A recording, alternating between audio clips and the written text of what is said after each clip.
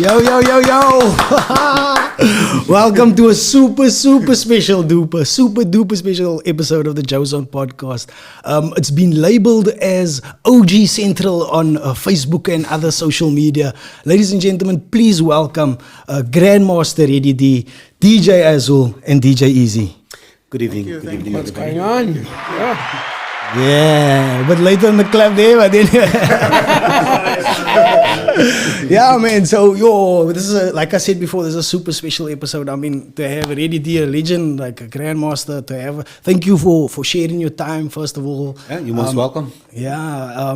But we got lots of questions, and we're gonna talk to you a lot tonight. But we're gonna start off with Eazy, like, and or anybody can hop in on this one. We're gonna ask you, like, how did you guys meet?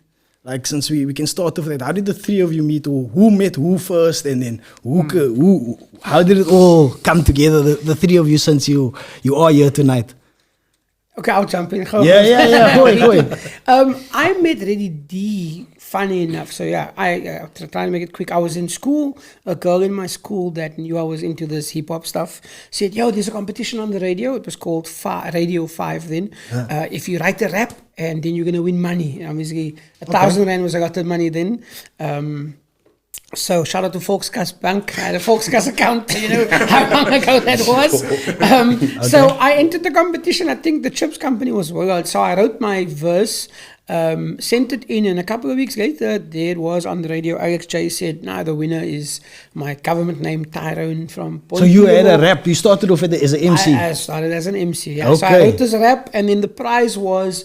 In South Africa, we had this thing called Red Nose Day. I remember that, in March. And then Prophets of the City would perform at Tybalt Square. So the prize was you're going to meet Prophets of the City. So, like I said the other day, they almost our temple boys then, man. So I'm excited to go meet the temple. You like, I felt this evening, like excited. So now, and it's like, because remember the girl that got me to enter, she's like, she wants a cut also. But I didn't care about the money though. It was the fact that. So you won money? I won 1,000 rand, which was a check, obviously. So a lot of money. What is it, the 80s? So this was 1990, I believe, or maybe even 89. So I went to Maitland, where the bank was that I banked with, and across the way is a place called Radio Discotheque, not the one that people knew later on, but it was the old school one closer to the bridge. And I bought what looked like a karaoke machine. It's like a boombox. There wasn't Bluetooth at the time yet. It was just basically a cassette deck with the speaker, and you could plug a mic in. And I was like, this is what my money's going to do, because now I was this rapper. But I bought it because Azhul would know there was a guy in Mitchell's Plain called Luigi that would move to all the malls and the shops. So this one was like my idol. I was like, yo, I'm going to buy this. I'm going to be the Luigi here. Yeah. But anyway, coming back to the Ready D story, that's how I met Ready D, because now it's like I'm meeting Prophets of the City. So I met him with the whole group. But because of living in Bonteville, Mr. Fat had already met D because of the group that he was in, and he was like, "Nah, I'm going to take you to D's house." Mr. Fat was a part of the group BVKs BRASSE VANNIE KAAP, rest in peace. And obviously Ready D was part of that group as well. Yes, correct. So this is before there was even a BVK, remember? So this was before Mr. Fat BVK. Is in Jam B now. He's in a group called Jam B. And the funny thing is, Red Nose Day is on Martian, the producer and the other MC in that group. It's his birthday. Red Nose Day is on his birthday. So Fat's in May sometime. March, okay. Yeah, so they together, I'm in Mitchell's Plain, my other brother Q, shout out to Q, he's with, because we must now hope this rapper brass that want to stick out, and Ready D's going to meet us and whatever.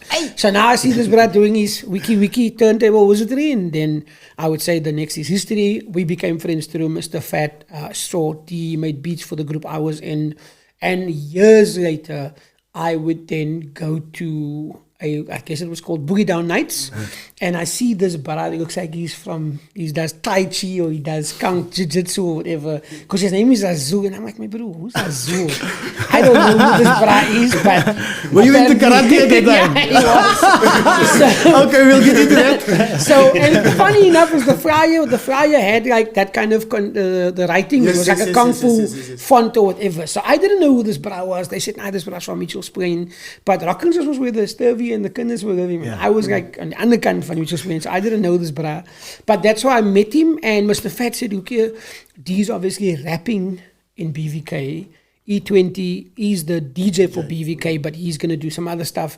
This brother's going to be the DJ for BVK. Because Mr. Fat and I was close, obviously. So I was like, if this brother's going to be the DJ, then I want to meet this brother, because I want a DJ. Yeah. You know, because I stepped away from the mic and I went to the DJ. So yeah, a lot of what I know from DJing, I got from this man, DJ Azhul. So that's how I met him. Azhul, how did you meet the Grandmaster?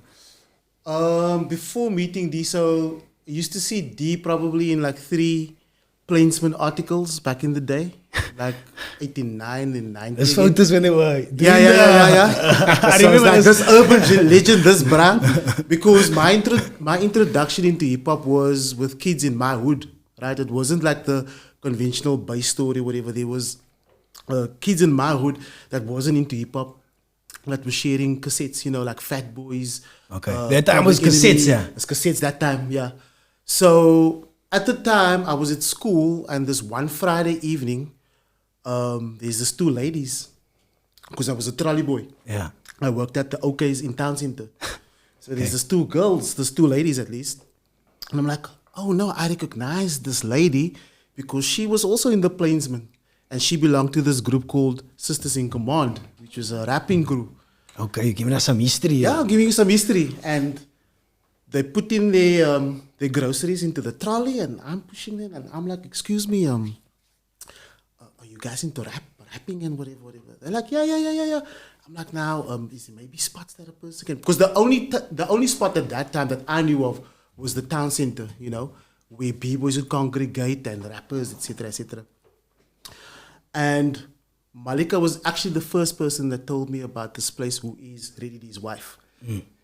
Told me about the bass, actually. And then in that same week, there was a guy in my school, respects to you, Mr. Riley Cook. He was also a kid that attended the bass as well. And he told me about this place waar die mense hang en die bass is net aan met die speakers. And I'm like, nah, man, there's no way that a place like this, you know, exists. And I actually went. And that's the first time when I saw D, like DJing, and I was like, what is D? And that kind of changed my life. And the second time I met D was actually with him as well, with Malika as well, in town, because I used to go to this, somebody put me onto this record store called, I think it was Ragtime. Yes. Ragtime. I bought my first Run DMC album there. Myself and another friend of mine also, rest in peace, Mr. Ronald Piet as well. And then that was the second time I met D, and D was like, nah, I'm in here, wara, you must come through, you know, and that's kind of how that journey with this man started. Okay, D, how did you meet yourself? I'm still wondering. Still sitting here and wondering what's going on. Nah, just joking, man. D, like, how did you start your hip hop journey? I think like I've read it in many articles, but it's not documented on YouTube or anything like that. I've had some. I got glimpses of radio interviews and stuff like that. But how did you start your hip hop journey? Like for many people that don't know, can you just have a quick synopsis of how it all kicked off? I would say on a deeper sort of philosophical level, I think the journey probably started way before I was born. You know, with your dad. Probably with Dad, even before Dad, you know, we can go back and trace the ancestry and whatever, but I mean, that's a discussion for another time. Yeah. So fast forward, we were among the last families to be moved out of District 6. Okay. In late 80, let me just get back to you on that one, around about 1980, I think if my memory serves me correct, we were out of there. So you had your childhood was in District 6? In District 6, correct, yeah. So a few months before my father passed, a lot of my sister's friends used to come and hang out. And these were guys from Gympie Street. And this brass stick that one Saturday with red and white Impala. The Impala belonged to a guy called Baby, respects to Baby. So they were a group of young guys. They were the cool Owens coming out of District 6. They were very well connected in whatever the case may be. They traveled the world and all these things. So in 1980, that summer, they pulled up in District 6. I was very excited to see them because I knew, you know, this brass always comes with something that will surprise you. Were they on the ships or something like that? Correct. Working on the ships? Correct. That's it, yeah. So they open up the Impala's boot, they pull out this little portable deck with a whole batch of brand spanking new records in there, vinyls of course. Yeah. And in that batch was Rapper's Delight by the Sugar Hill Gang. So that was my introduction to hip-hop music. I didn't know what it was going to become though. the thing that drew me in was the fact that these guys were rhyming. Yeah. And we could relate to rhyming, because of the Klopse songs and the Moppies and growing up as lighties, we always used to speak in a rhyme form. Yeah. So I think that was also probably our journey within hip-hop, and it evolved to where we are right now, if I just think of it on a much deeper level. Yes, So I if you can want to understand. draw a connection between the rhyming aspects and the storytelling aspects. Anyway, So it was like an easy transition for you from the one into the other. It's like, oh, I understand this, and you, that's how you sort of... Not quite though, not quite. The one thing that really drew me in was the music. I could relate to that because Rapper's Delight uses the instrumental of a disco hit called Good Times by a disco band called Chic. So that's the type of records. Was that the background, back in... That was the back track. Track. They of course reworked it for Rapper's Delight. Okay. So I could relate to the music though, because that's the type of music that my father, my sister, the neighbors, everybody, that's the type of music that was banging by the Azhul, if you want to call it that, all over. So we knew the music. That's the one thing that grabbed my attention, and the fact that these guys were actually rhyming and they were saying stuff. They were talking about color TVs and swimming pools. Those are the types of things that we could only dream of. It's like, hey bro, what is a color TV? Was it that known in black and white? We're still stuck on black and white. These brasses talking about color TVs. So as a kid, it blows your mind. Yeah. Fast forward, we were then relocated into Lentegeur, Mitchell's Plain. Hip-hop starts to appear on TV. Then I see this music video called Buffalo Girls by Malcolm McLaren. And in this video, there's lighties doing all this crazy stuff, spinning and doing in what was in my head like a new type of kung fu or gymnastics done to interesting music. This brass is going wiki on the records. People are spray painting on the walls. And I'm like, this is gevaarlijk. This is like, I was just once again blown away and bewildered, not knowing what it was. The cool thing is, a friend of mine from District 6, we then became classmates in Mitchell's Plain. His family owned a video machine, and he recorded these music videos on TV. And so when those programs used to come on TV, back in the day, for those that don't know, the young generation, it wasn't as easy as YouTube and things. There was no internet, no cell phones, you had no to wait up YouTube. until 12 o'clock at night to record something on the VHS, and you had to be lucky enough if you had the And VHS. there was a wave of kids doing that. Yes. At the same time, like there was a wave of kids doing this. Because I'm starting to break in the day. Like that was my exercise as well. Like that's how basically almost the same story. Because we used to record TV programs like Solid Gold, TV2 something. And we're living. This is like in the height of apartheid, right? And hip hop imagery was like, we kind of saw that on television in the 80s, which was actually, if you think about it, was phenomenal. So D, when you saw like the b-boying obviously on TV, that was your first time you saw b-boying. Like, Correct, yes. Nobody had done it in South Africa at that time. Not that I'm aware of, no. There's kids that were doing it elsewhere, but we didn't know who they were. Okay. So if we go back to, let's say, Emil, so we kind of regarded as the first generation hip-hop heads. They were probably doing it in their areas as well. We didn't know, that this thing existed outside of our area and our environment and where we moved. That was only in Lentegeur, Mitchell's Plain, and between the town center. That was our movements right there. Yeah. Again, the connectivity comes into play of like nowadays kids are easy. Like you would hook up with a meal easily nowadays if you were 100%. But you had only a limited area where you were. Correct. Yes. So just to fast forward through the timeline very quickly. So we're busy doing this bola makisi gymnastic monkey trick move to this interesting sound style of music, not knowing that this thing was actually going to become known as hip hop and it was going to become a global youth phenomenon. We didn't know that. So the Michael Jackson craze then kicked into effect. That became extremely popular, with especially with Thriller. And when Michael Jackson did the moonwalk on, I think it was Billie Jean, on the Billie Jean. There was a huge Michael Jackson craze in Cape Town City. So in Mitchell's Plain Town Center, I think it could have been 82 or 83, they had this Michael Jackson competition. So we entered the competition. In Mitchell's Plain Town Center, but we didn't go as Michael Jackson. So it was Okay. myself, Rosano, known as DJ Rosano, and the legendary graffiti artist Goga. So we had a crew called the City Kids. Okay. So everybody else was there met hulle wit hempies, hulle gloves, hulle broekies, three-quarter broekies and whatever, and everybody was slutting Michael Jackson. And yes, this three brasse doing something that people have never ever seen before. We looked different, we moved different, we had on these baseball tops, we had on baseball caps, we had our pants on and different sneakers other than what was the trend of the era. And I just remember that whole town center going quiet. That whole place was packed from top to bottom. They all went quiet. At the end of the competition, we actually won it. And I was like, this is a weird move. And then there was 2 talent scouts from Club Fantasy. Okay. Rocky was the one gentleman's name. He was also into martial arts, interesting enough. And then the resident DJ, Dr. Spook. Okay. And then we were given a residency at Club Fantasy to become the resident dancers. And that's kind of how we built our name in the club scene as dancers. And from there, I just want to fast forward again. I can't remember, it could have been months down the line, that the Route 66 actually did this hip-hop breakdancing competition. And that's when we started to realize this thing is actually, as a hip-hop, as a breakdance, we still couldn't figure it out.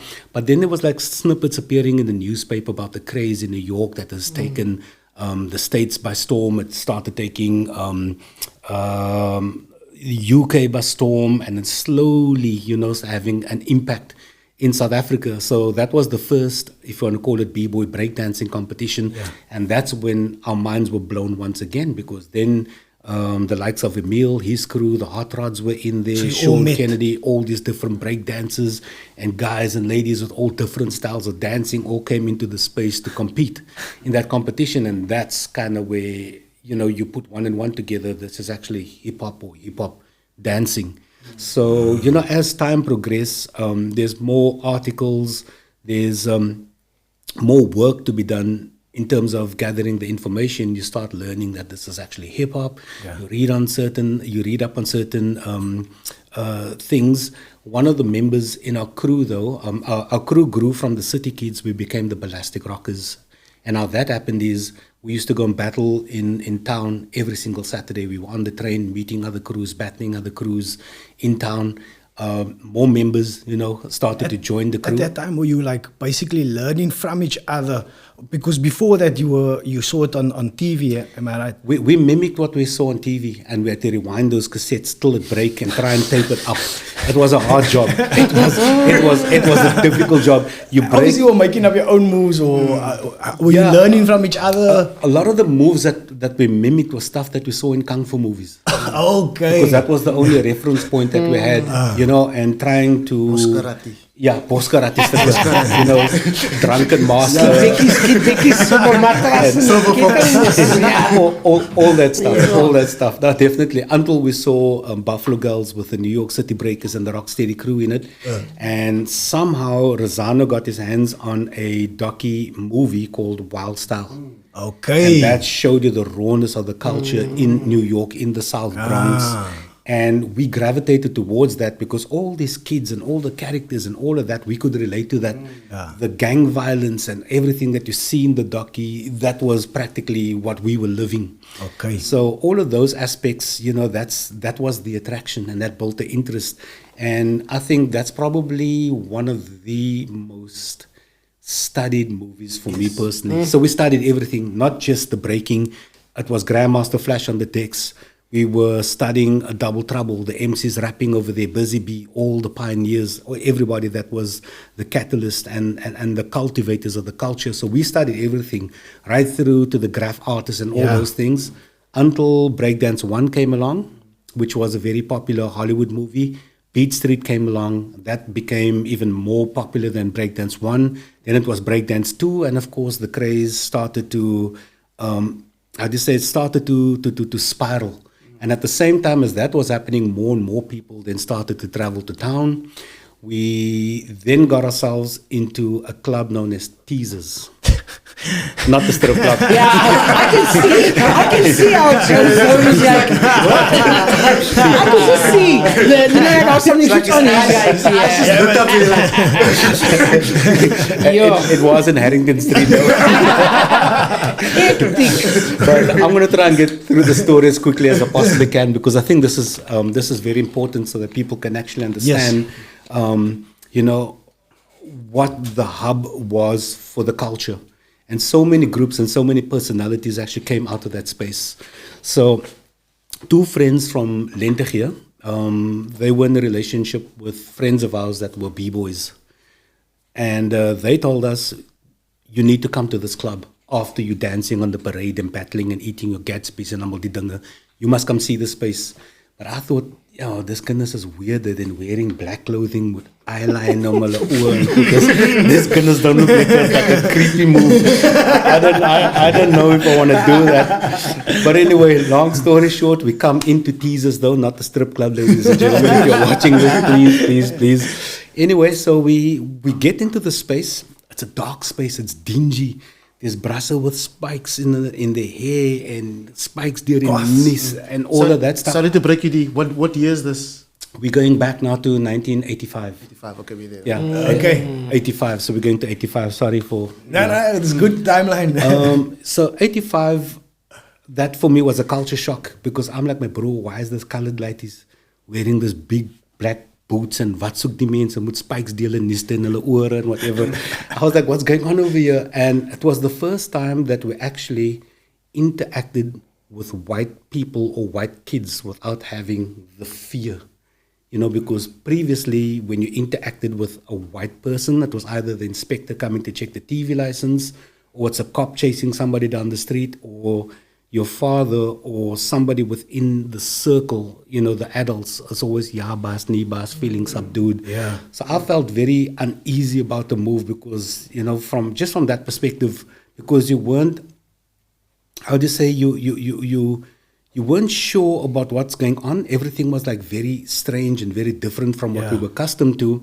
But just a side note, so our story is practically Africa Bambata's story as well. That's just a side note. We can get back to that in a second. But anyway, long story short, so the owner of the venue, it's a white gentleman, and it's also an Asian gentleman as well, a Chinese gentleman. So we ended up going to the club. They allowed us to do our b-boy sessions, our breakdance sessions, about 5 minutes, 10 minutes. The 10 minutes became 20 minutes. Rosano was then allowed to go into the DJ box and play the music while we were breaking. I then joined Rosano in the box as well. The 20 minutes grew to an hour. More kids from the Cape Flats started coming because they heard of this. We used to battle outside Teasers right there on what is it? I think it's Darling Street. And from there, we would then move into the club. And we used to have these different sessions, a session for the B-boys. Then we would have what was called the thrash bash sessions, where all the punk rockers would go in the circle, and then we'll play all this punk rock music. Headbang, what do you call it? They do that type of thing. They do that knock against each other. And I tell you, there was B-boys. The mosh pit. Yeah. So the B-boys were in there with mangas and tekkies and vesis and whatever, and some of the brass would come out there bleeding because they were in that freaking thing, getting hit with the spikes and all of that. But it was I think it was so ahead of its time and out of context for what was supposed to be happening in our country at the time because of the political situation going on. It's interesting as how you're looking at it. Like you're saying, like your previous interactions with white people is negative, and then now you're coming into this experience in this club, and now your experiences are positive. Correct. And that is how the country should be more positive, in a more positive light. So you at the club, you mosh pitting. What next? Yeah, so the 10 minutes, 20 minutes, 1 hour became 2 hours. Hip hop then became extremely popular in the space as well. So we used to split up the sessions as well. And then there was boogie burn sessions as well, where the boogie burn dancers, is freestyle hip hop dancers, would also get the opportunity to shine as well. So you'd play the type of music that they would love to dance to. So there was all these different things going on. Long story short, 1986, I go to the UK. I spend a month in the UK. One of our B-boys, a white guy, ironically, He relocates to the UK, and after coming back from the UK, I come back with a whole lot of records. Like vinyl, I couldn't, over enough. I just couldn't carry the pieces that I brought back. So I brought back all this vinyl, all the tapes and everything else. And that also helped to grow, I would say, the music scene and the culture in a certain sense as well. So then, at that time, were you DJing at that time? I was DJing, I was breaking, I was MCing. You were doing everything? Correct. Yes, that was just the b-boy mentality of the era. You had to be involved with everything. We also had a graph crew called the Death Crew. That was myself, Razano, Nasi, Fade One, and Hocha as well. So all our tags and all these things were running on Lenteghier Station. For those that come from that era, if you've seen that big Death Crew tags on the walls there, okay, it wasn't me. I was just keeping guard. I was just keeping guard. I was Hocha's guard. Okay. But anyway, so I mean that was the vibe and that was the energy, and that was always on the street. We would walk from Lenteghier to Portlands with the cardboard boxes because you heard there was a crew that could break over there. So you want to go jam with them, you want to go battle them and whatever, and vice versa. Then it's down to the other side of Lenteghier, then you're in Woodlands, and then you're here, and then you're there, just op a train, just op a taxi, because you heard that even if there was one bra that could just do the moonwalk, that was good enough. That was the interest and that was the excitement. Because we got to remember, it was a very strange time in terms of what the country was into, what the community was into, and just in terms of what they were exposed to and comfortable with. So this was counterculture on all levels. Our parents thought we weren't lek upstairs and we were possessed because they said in the Bible, gesê, the demon gaat vir julle possess en julle gaat op julle koppe dans. I remember that when Boom Shaka came out there. So that was the thinking at the time. So just imagine you're into your Bobby Hendrix, you're into Bob Marley, and you're into your Good Times, your Chic, your Peaches and Herb, and all of a sudden this lighty is scratching your vinyls, your Peaches and Herb record, wicking with that. And you had to handle a vinyl with care. You had to take it nicely on the edges. Lighties were not allowed to touch the vinyl. So here comes James and your fail hand and you start scratching. So imagine, what went through your parents' minds at the time. But it was something that was just so, it was so powerful. You couldn't ignore it as a kid at the time for us. And for me personally, that was my journey, breaking away from what could potentially have led me to an early grave or to prison. Yeah. Because of the friends and the circles I used to operate in just before hip-hop came along. I see what you mean, yeah. And I mean, like, we'll talk about this. Yield the Hood as well. They still working using hip hop in the communities to steer the kids the right way. So Andrew, you covered a lot in the timeline up until 86 or 87 or something like that. You did a lot after that, but like I want to talk about you were at the inauguration of Nelson Mandela. Am I right? Correct. Like, what is that like? Because, I mean, your music was banned and then you had to, like, beatbox or something. What happened? Tell us a story. Yeah, that's the POC story, though. POC story. Yeah. Hopefully we can cover this in much depth, in time to come. So just to give you a little bit of a backstory, we were busy working on our third album. That was around about early 94. And at the same time as doing that, we were practically on a national tour, and we toured across our borders as well, into Botswana with POC, with Prophets of the City. So on our second album, which is Boom Style, one of our first songs got banned on the album and censored by the SABC. Then one of our music videos from that same album also got gagged and banned for a certain amount of time, because we put a photo of P.W. Boeta in the fridge and we told him to chill out. And remember, chill out, homeboy. There we go, Mad Fingers, remember that. So P.W. Boeta was the president of the country at that time. It was dangerous to say stuff like that, At any time, while touring, we could have been assassinated. And remember that the Nationalist Party tried to hold on to the Western Cape for dear life because of the transition that was about to happen. So at that time, the country was burning. It was a bad time for South Africa. Everywhere you go, there's roadblocks, whether it is Rocklands, Bonteheuwel, you name it. Googs, Langa, Nyanga, all over Mitchell's Plain. The country was literally burning at the time. So we're touring. We have this opportunity to record our third album, The Age of Truth, in Bophuthatswana. And that time, that area was known as being a puppet state, you know, because it was practically part of the previous apartheid government to elect a black person to run this little homeland and call it a country.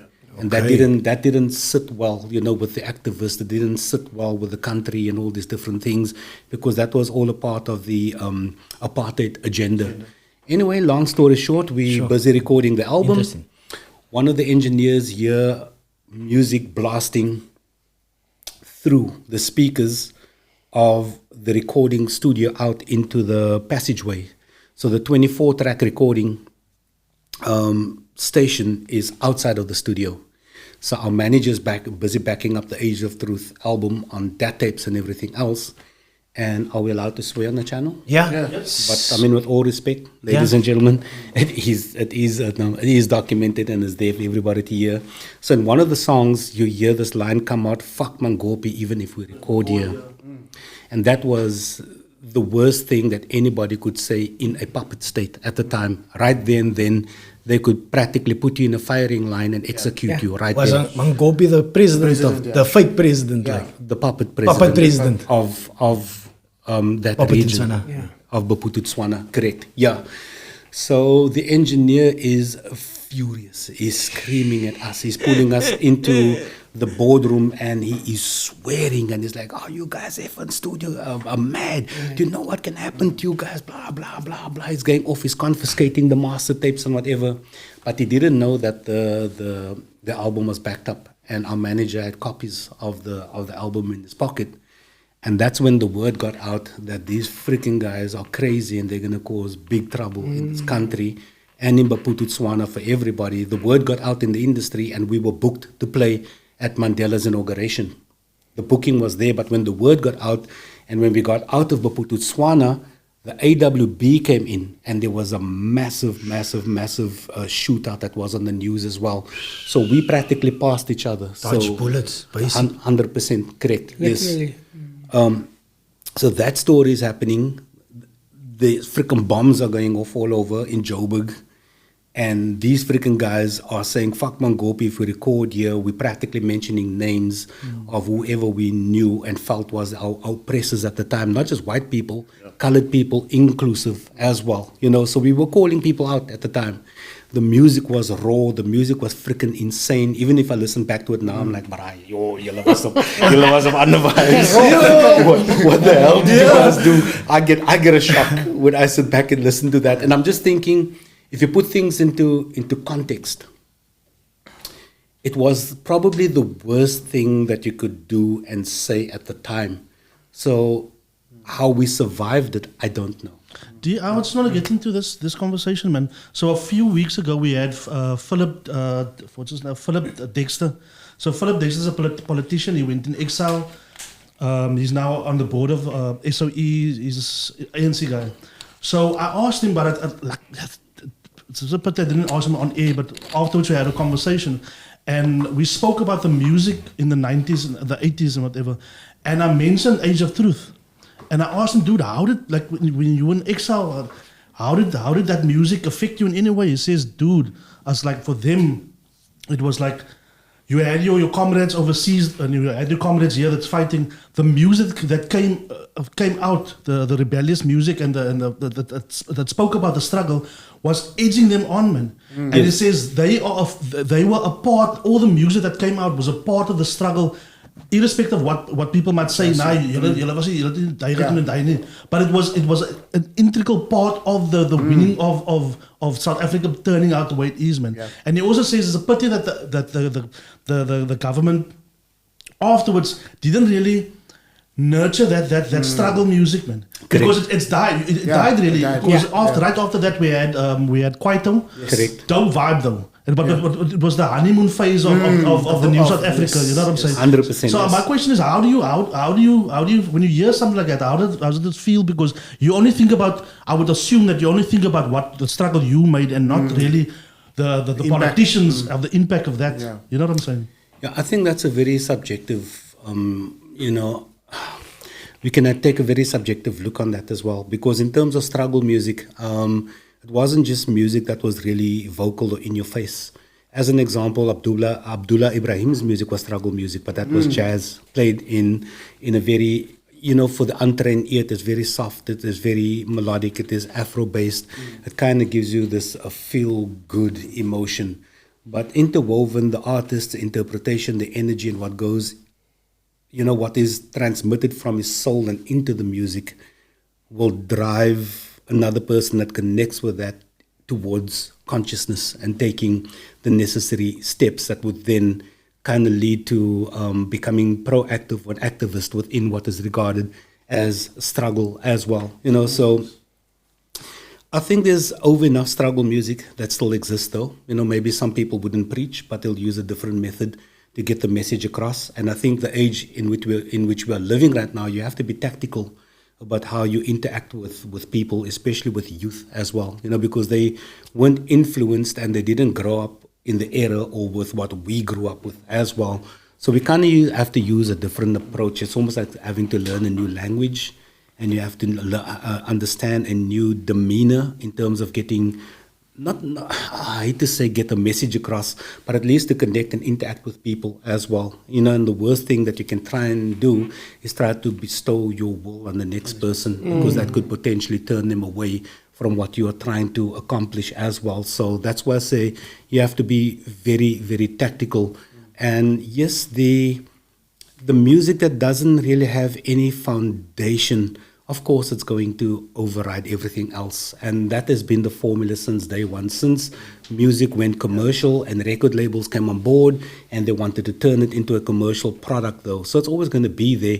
So it just depends on your commitment as the listener or the receiver.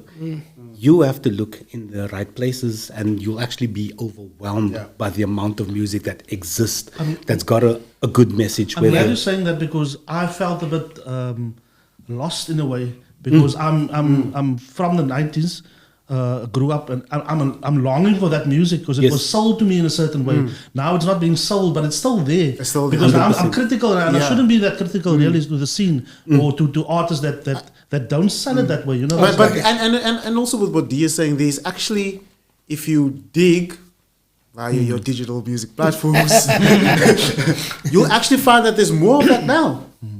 There's actually, and not just. You know, I'm talking about on a worldwide scale.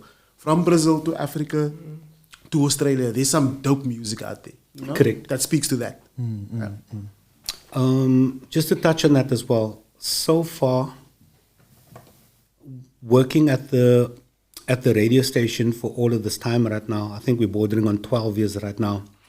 And encountering so many of the artists that have come through the doors and watching their movements and seeing what's happening, I think that Cape Town overall, I would say about 80% of Cape Town hip-hop has got a very strong message, you know, within the music as well, because they still feel, you know, the remnants of the past, and they feel what's going on right now, and I know there are concerns about the future as well.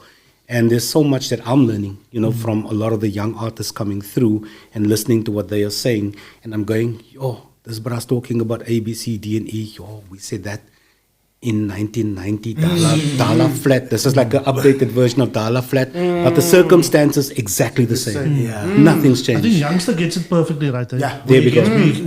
We can merge the commercial side and that. And I mean on I saw previously a video of him at K-Day where he drops like conscious lyrics, but it's a commercial platform, you know what I'm saying? He does it. That's dope. Flipping great. But they were called the prophets, eh? Remember? They were called the prophets, and they said the struggle continues. And if you think about it, like you said, it's the more things change, the more they stay the same. So again, when we didn't have the internet and iTunes and Spotify, but the music came out. We found it. You know, they didn't like just record and then they were in the Plainsman or in Huisgenoot or in, what is it, the Toyota Top 20, that show when they performed, you know. And that was like a black presenter, a white presenter. And obviously there was a strategy behind that because we became used to that. Before that, we didn't know that. In my high school, was one color, you know, and I mean, color is not even a thing. But do you know what I mean? It wasn't like mixed like now. So I think the now generation did miss that part. But I guess if you want something, you're gonna go find it, man. And like you said, if someone wants something, and a thing that I was also gonna say is like it's the same with like a couple of years ago. Was it 10 years ago when people said hip hop is dead? And it wasn't dead. It was just like you listening to the wrong music. Like it's not dead. I just wanna add on to what you're saying over there, especially as far as breaking goes. I'll never forget this. Wherever we were traveling, people was like, this break dancing. Are you guys still doing that? Are you still doing that? And I'm like, but it hasn't gone anywhere. Maybe elsewhere in the country, or maybe in your hood, or wherever you are based, it doesn't exist. But where I come from, it's just growing. And it's hard to articulate that. And now, I would say, look at us now. Now we have BC1. We are now making moves into world stages. Brands are still, dependent on the culture to at least give them some type of credibility or to give them presence. And now breaking, which is a part of hip-hop culture, is now going to be getting a position at the Olympics. Awesome. So, I mean, how crazy Love is it. that? So that kind of goes to what everybody's saying around the table about digging and finding what you're looking for. Just don't look at things at what you see on a surface level, because it's very deceiving. It's extremely deceiving, and we know for whatever reason certain platforms will not give what you are looking for outright because they need to make money. Everything is built on commercialism as well. So they'll push that agenda, then rather push a different agenda, because if you are kept ignorant, right? It means that you will be a great contributor to the capitalist machine that exists. Sure. But if you are intelligent and you are enlightened, it's then a problem, because you will then be able to become independent and you will be able to empower yourself, your household, your community, your country, and then you'll be able to see through all the BS that the capitalist society, not everything within capitalism is bad, but you'll be able to see all the bad stuff that exists, and that is dangerous to such a system. Right there. Clip that. Yo, is it been out before? You're 100% right, but everything that we have now is like, I think it's because of a good foundation that is set for Cape Town hip hop. Like, it's only because it was had a good foundation, and I think that it's just grown from the everybody's learned from that. Like, if it's b-boy and DJs, like MCs, everybody's like developed from that. So that is awesome that we've had that in Cape Town. Like, it's because of pioneers like you guys. But if I might just step in, like we have to, and I mean this is something that we advocate for, right? Like we constantly have to shout out and respect the people that is the unsung heroes as well. Yeah, all right? for sure. Yes, we know the Ready Ds, yes, we know the Emils, yes, we know the Zanos and those stories, but there are a lot of unsung heroes as well, in and around the Cape Flats that contributed to this, Name some of them. Who are they? So there's too many. There's too many. There's Mr. Devious. Bully, Devious, Chamo? King Jamo definitely for me. Universal Zulu Nation as well. People Market. Yes, rest in African hip hop peace. movement. I would say if you want a nice list of words, go into POC's first album, Our World. Open Take up out the the inner sleeve. sleeve. Yeah. You see. There's I still have it, man. I still a lot, have it. a It's lot there on the that, counter. Is it there? a lot- Can a lot we that's shout been- out a couple of names there, dude? We can show there's it, a lot that's been documented. She's a double copy. Hexago, a die of Well, I Hexago. do get around. Yeah, this one doesn't have the inner sleeve though. It's probably there. We spoke But about we- it the other day. we had it. No, he does have it Awesome. because we spoke about it the other day. And he He's has got it. it. Yeah, There we we spoke go. about it. There we go. Gee whiz. Just show Okay. him, just show him. Can you see that? That's that man's Yeah. handwriting, eh? So is this everybody that is that? Oh, is that a I handwritten? wouldn't say it's everybody, but it's everybody that we've encountered. And yeah, they during were that time. in that. Obviously, it's their album, so it was Yes. their thank you, so to speak. Right and through their shout-out. to the Asian guy, the Chinese guy that owned teasers and the bass, Giho. Ghasant is a gentleman from Lentegeur that used to make our medallions, our African medallions. So we celebrated him as a hero as well, because that time we established what was known as the African hip hop movement, and of course it was influenced by what came in from the States, but we quickly realized they are yearning to be connected to Africa, and all this music is about them being African, but we're right here in Africa. So what?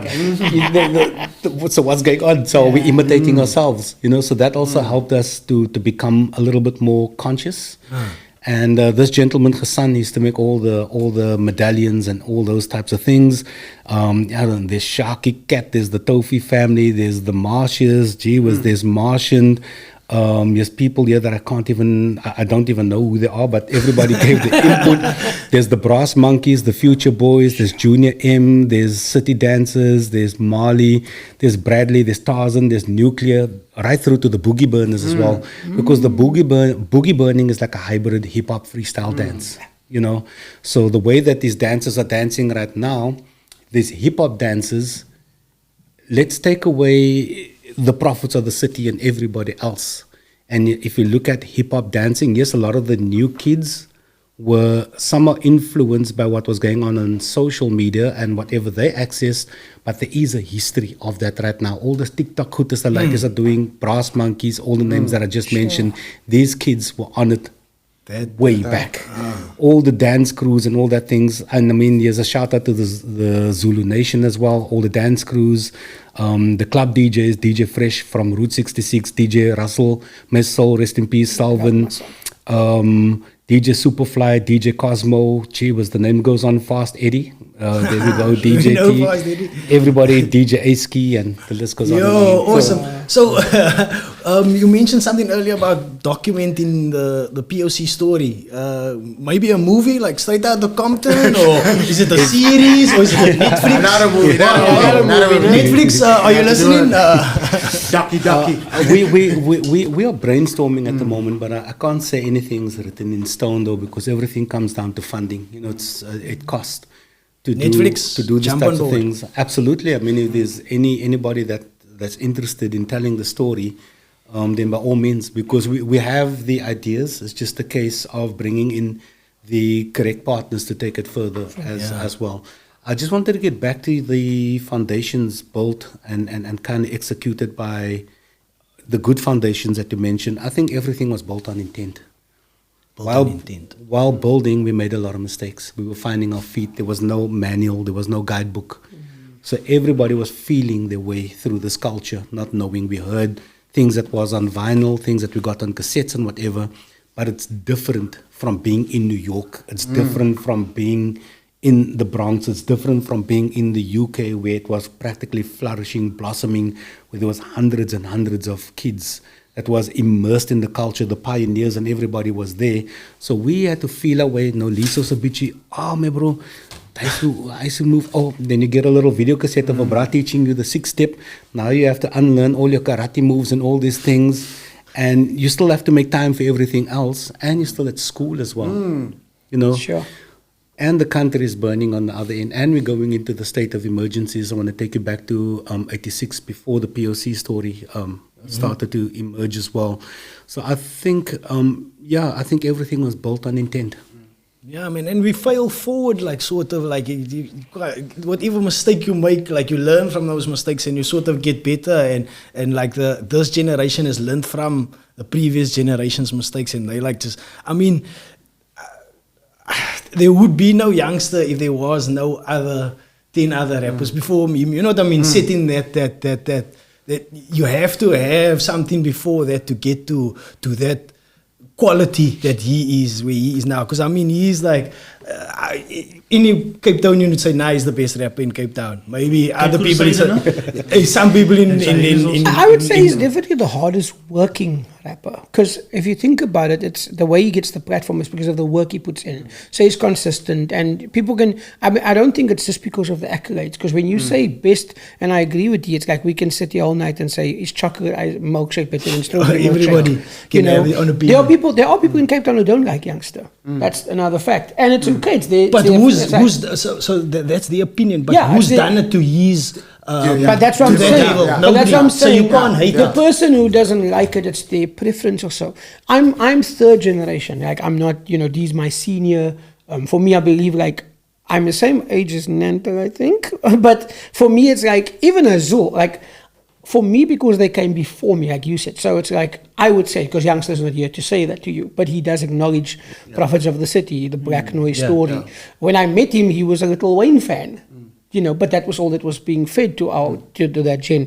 For me, it is like if there wasn't a Ready D, there wouldn't be Eazy. Not because D mentored me. He's not like I didn't live in the same street of Eazy. He was doing it for years, but definitely seeing people that look like me do it. That's what made me believe it was possible.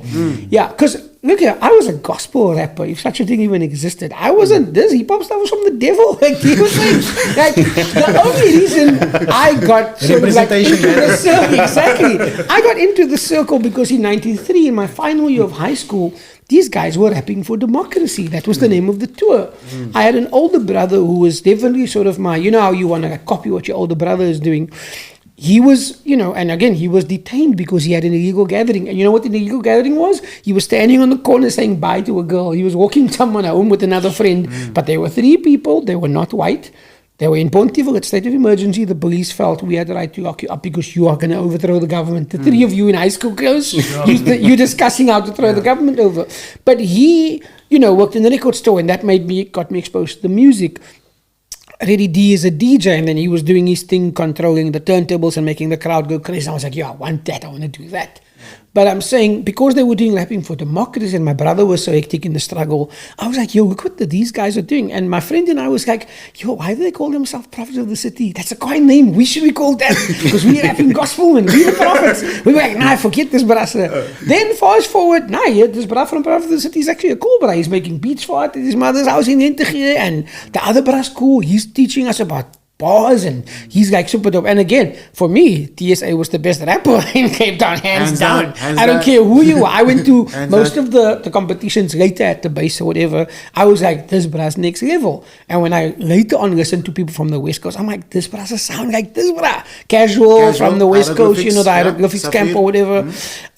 But for me, again, it's like, even now, I forgot about it. But looking at it, I'm thinking, I don't remember being told, other than maybe from your parents or maybe from a Bible verse, giving honor where it's due, man, and giving credit. But even there, it shows you how they didn't even know what they were doing. Like, their album sleeve is literally shouting out people that whether they were in a band or in a group, and some of it, like for us, we sit here, we sit here and we go, okay, let's say shout out to the DJ, the rapper, the graffiti artist, the whatever. But we're like, Ferenc Isaacs doesn't make music or beats. He doesn't break dance. He doesn't DJ, but he documents stories.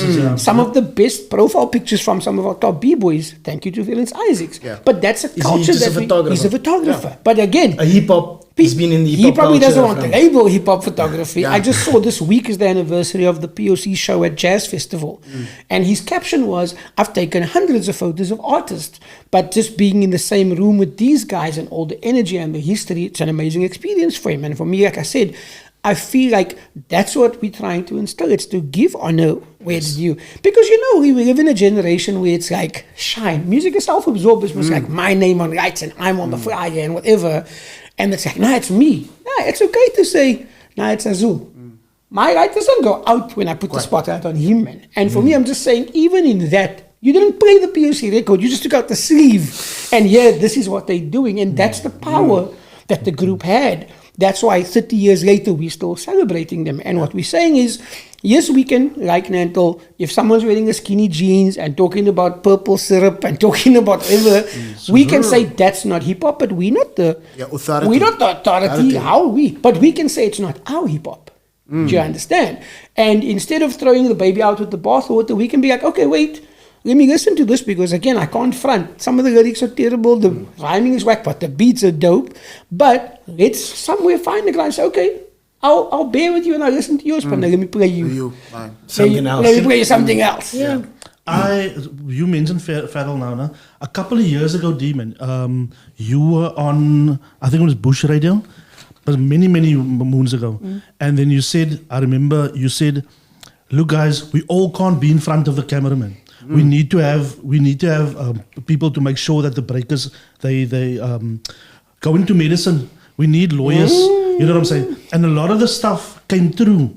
So you definitely be a visionary. We got Farrell, Ferenc. We got Barry. We got Barry. You know what I'm saying? Barry's dope. So So my next question is, because I see you as a visionary, I see you as a visionary, and I see Natano as well as a visionary. Just not at hip hop, but media in a sense. Yeah. What else do you think we need in the culture? I think we need business education. We need acumen. We need respect. We need more, I think, empathy. Sure. We need spiritual awakening, because once you have a sense of, or if there's spiritual awakening, everything else will then fall into place. Agree. So if things are rushed, you understand. If things take long, you understand. But this is very interesting that you ask this question, because myself, in fact, my wife came in very frustrated this evening. And she's like, why are we living? Because she just lost a father recently. So they're busy tying up the estate and all these things. But then she was like, but even if you die, you still have to pay 100 and I don't know how many thousand to people that's just sitting there and doing nothing. Sure. You know, to get the estate wrapped up in all these things. So even in your passing, you're still in debt. Sure. So that's why I say if we look at who we are, where we are, and what it is that we are dealing with and what it is that we are living in, we need to find solutions for that, and we need to find it quickly. And I think if we are parents, we need to encourage our young people. You know, don't hammer them, don't force them, don't don't crack the whip or whatever the case may be, but find a way to guide them to finding their path, you know, and don't put the pressure on them to go into something that they might just dislike, because it could backfire on everybody else. And that's not just a problem within the family dynamic. That could become a problem within the community and the country and the continent and the world dynamic as well. And this is why we're sitting with global warfare. This is why we're sitting with what we're dealing with. This is why we are sitting with people in power that are so self-centered and greedy, because the spirit isn't there. The spirit, there's a lack, and the loss of the spirit is there. That is why people can't see beyond what's going on. And I think that's needed. And if you're able to accomplish that, and if you're able to get the business model correct, I think that we will be flying. To latch on to that, coupled with what you're saying, D, I think, because I definitely agree with that, right? Coupled with getting that spirituality aspect right, coupled with getting that business acumen right? Then there's going to be no need for anybody to say they need to save hip hop. Because for me personally, this whole thing that hip hop is dying, we need to save hip hop. You need to save yourself. 100% correct. Yeah. So we are in a very privileged position at the moment as South Africa and as the African continent as well, because at the moment there's all eyes on Africa. The world, the US, whatever that used to dominate the music industry, film industry, and all of these things, they have an appetite for something else, and Africa's got that flavor. And if you look at the continent and the amount of people, and if you look just at South Africa and what we have to offer, it is spectacular, it is mind-blowing, and it is untapped by the global market, if you want to call it that. But we don't have the business and we don't have the correct machine built to be able to deliver that, and also to cultivate the artists locally. Whether you're from Cape Town, Joburg, it actually doesn't really matter. There's a global appetite for what we have. So how do we nurture that, and how do we build it, and how do we get that, and how do we package that, and how do we make sure that whatever goes out will definitely benefit the creators thereof? And if it benefits the creators thereof, how are we going to ensure that those creators will then have the acumen, the principle, and the spirit to be able to make sure that the community also benefit from that? Because everything is give and take, give and take. We are inspired by one another, by what we say, by what we do, how you walk, how you talk, how you eat, how you rap, how you sing, how you drive your car, whatever the case may be. That's why we have clubs, we have cliques, and all these different types of things. So I think if we're able to come up with that solution, then we are flying. Because even Chuck D knows that, and he said the future of hip hop is Africa. On a practical level, Nanto, what we need is a hip hopper who works at Sanlam to then say, let me start a medical aid, because the reality is, if a b-boy who earns money as a b-boy gets injured, he can't earn money. Correct. But because there's no business acumen, there's no support and mentorship, and the sad thing is, the same b-boys or rappers or DJs or people who want to save hip-hop and complain about not knowing how to do something, when the Hilderhood guys, or even us, when we host the workshops, they don't show up, the guys who need it. But yet, when something unfortunate happens, whether you get injured in an accident or something happens, then you can't earn money. But now there's no other skill. There's no web design skill. There's no design. It's something else. And for me, and you know that language as a designer. So for me, it's just like COVID was a bad thing, but it also taught a lot of us, to kind of think. What happens when there's no clubs, when there's no park jams, when there's no whatever. Some of the DJs and everybody and their mommy was streaming live and DJing from their rooms, which is not a problem. But there must be more, man. But with saying that, don't you then also think that we need to, as hip hoppers, right? Like another problem that I have, we need to, or a practitioner of the culture. Yes. You need to step out of this persona that you are Mr. X, the rapper. Yes, exactly. You see? Or Mr. X, the b-boy. You are not operating in this world as a human being. Because essentially, this is the missing link. You know what I'm saying? Like people, yes, it's good to have the passion and to, to immerse yourself in the art form per se. But I don't think, if you believe in the universe, God, Allah, whatever you believe in, that we are one-dimensional human beings. But that's why I agree with D, where he says spiritual. Whether you say you want to be spiritual, or there's a spiritual awakening, or you yearning spirituality. It's like that thing, man. It's like when I see myself, then I'm going to treat you differently. But again, and a word D used earlier on, he used the word unlearn. For me, when I came into the culture, I came to the base, but when I got there, it wasn't like it was the first week. It wasn't the launch. The base was there. There were already people partying, drinking, smoking, listening to music, and there was a thing there. And I went, and it was literally my ideology was, you chew the meat and you spit out the bones. So when I went there, and there was messages coming to the music by calling a woman the B word, because I'm not going to front like everything I listened to was good. So Jairu was nice, but if he referred to a woman as a B, I'm like, I'm going to go home and be with my mommy who's a woman. That's not going to work. I have a girlfriend. It's a female. Can't use that B word.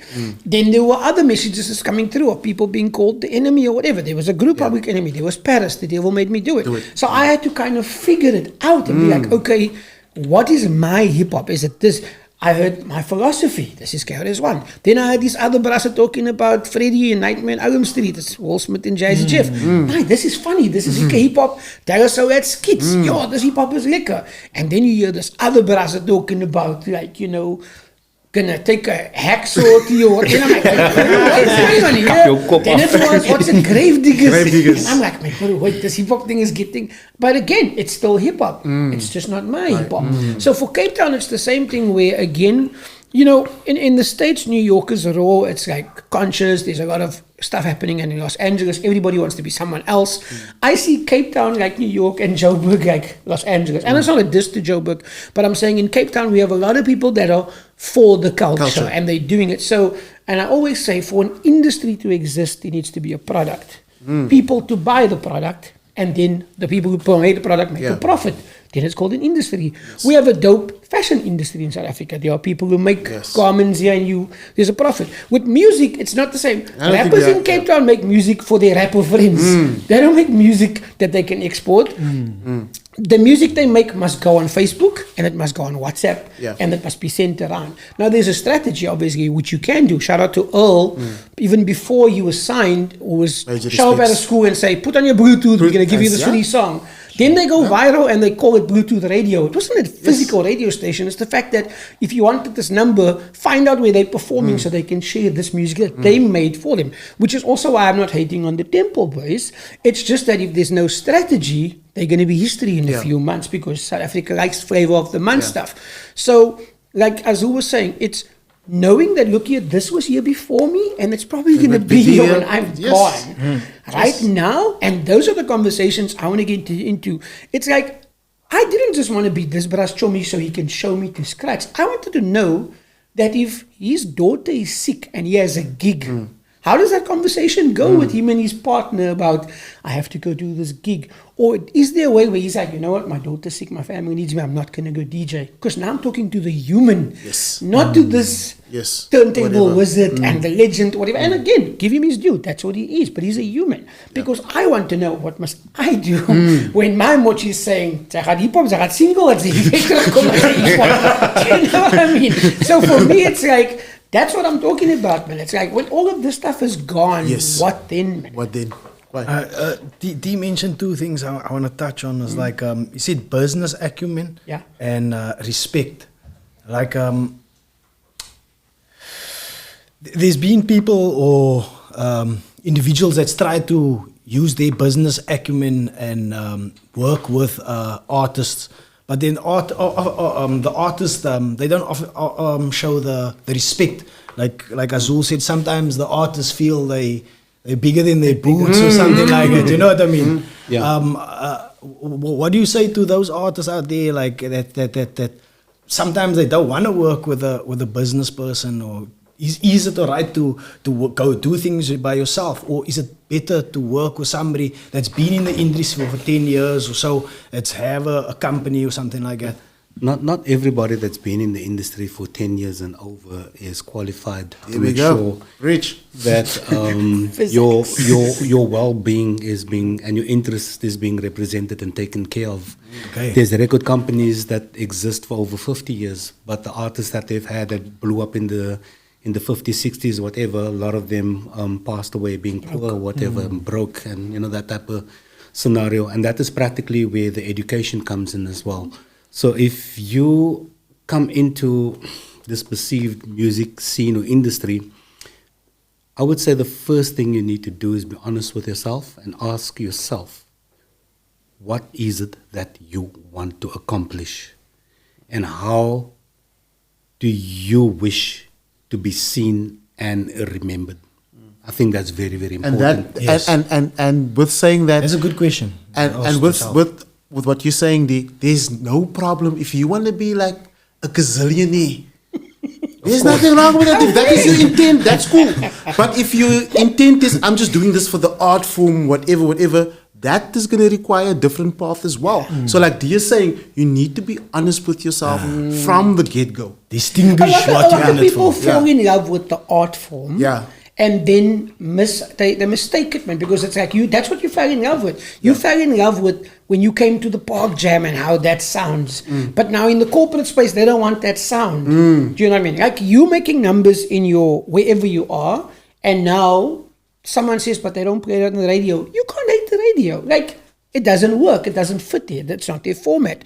But that doesn't mean you must stop. It's just you're going to have to be happy to be there where you are to make that kind of music and have that group of people subscribe to that. But if you want to fit into this box, if you obviously listen to the radio and go, okay, this is their sound, there's a formula. You know what I mean? And then you go, okay, cool, so I must do this. And like you said, there are people that don't want to do it. It's okay, but then they can't moan if no one comes to the show that they're having somewhere in a backpack area or whatever.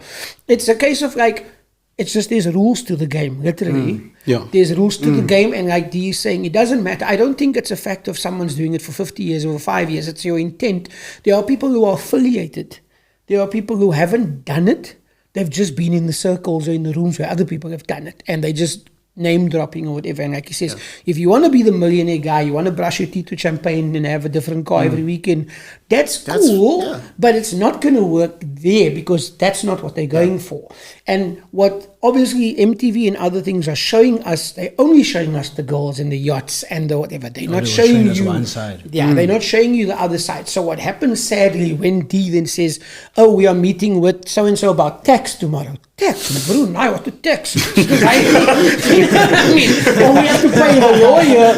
Brunei. But do you know what I mean? My auntie can must look after this Or just thing even whatever. like education on investment.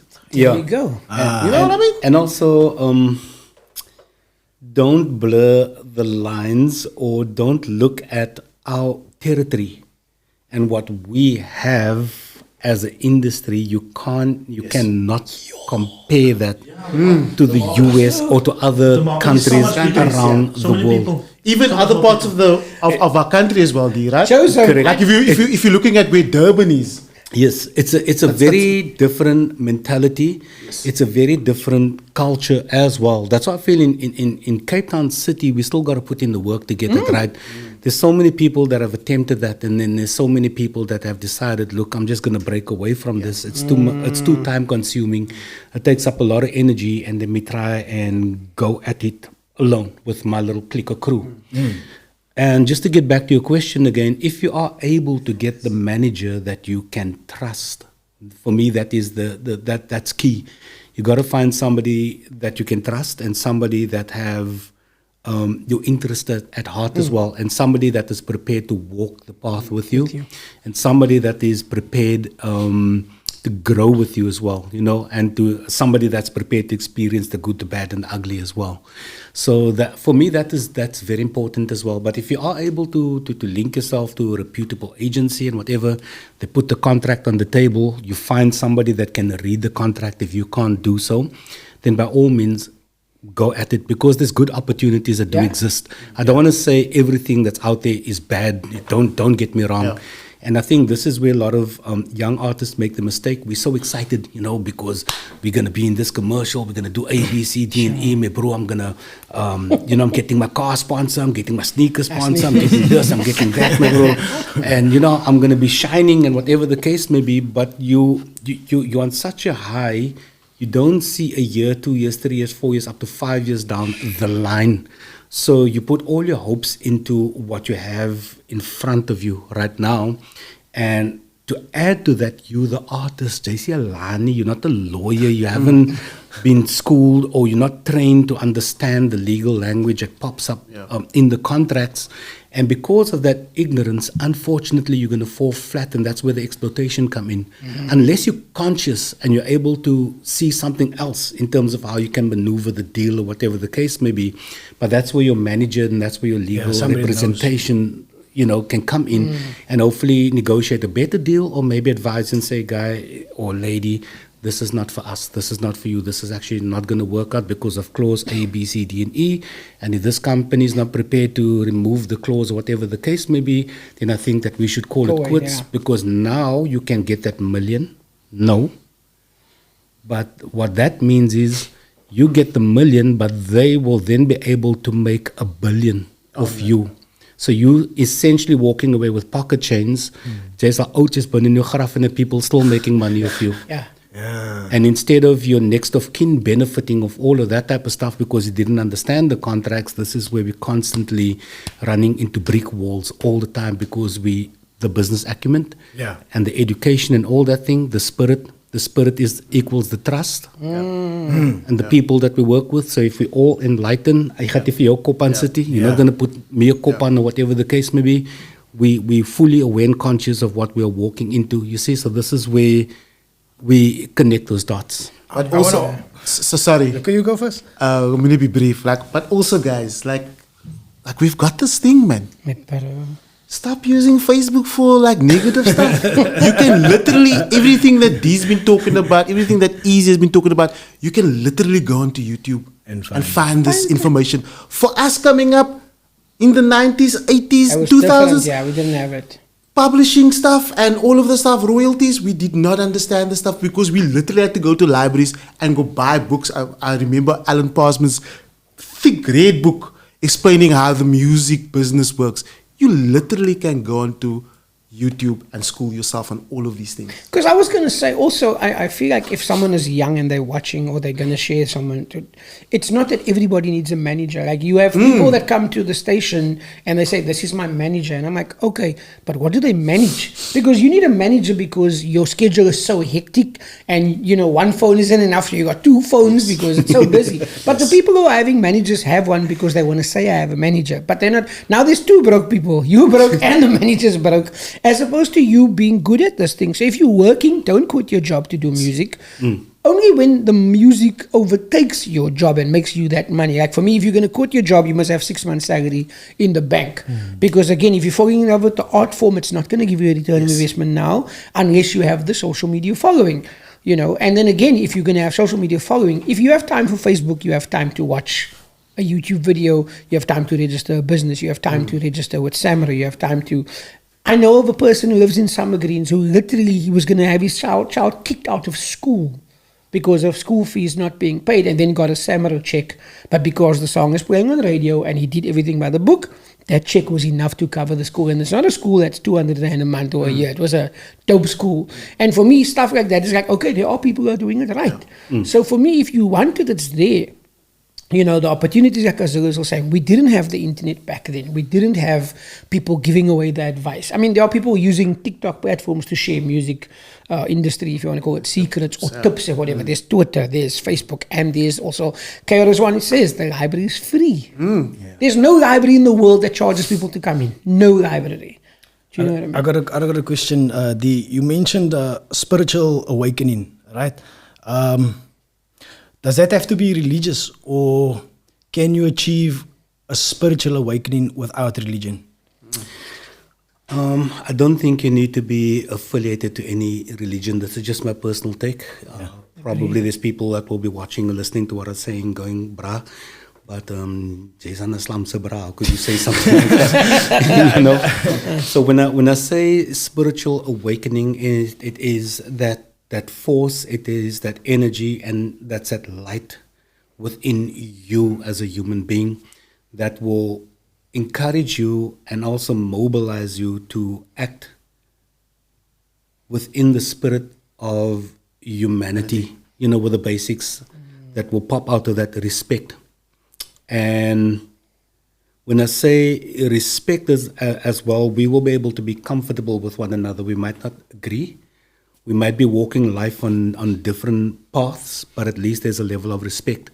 If I see you succeed, I won't let my ego overtake because my spirit is keeping that ego in check. You know, and the ego is very important. It needs to be there as well.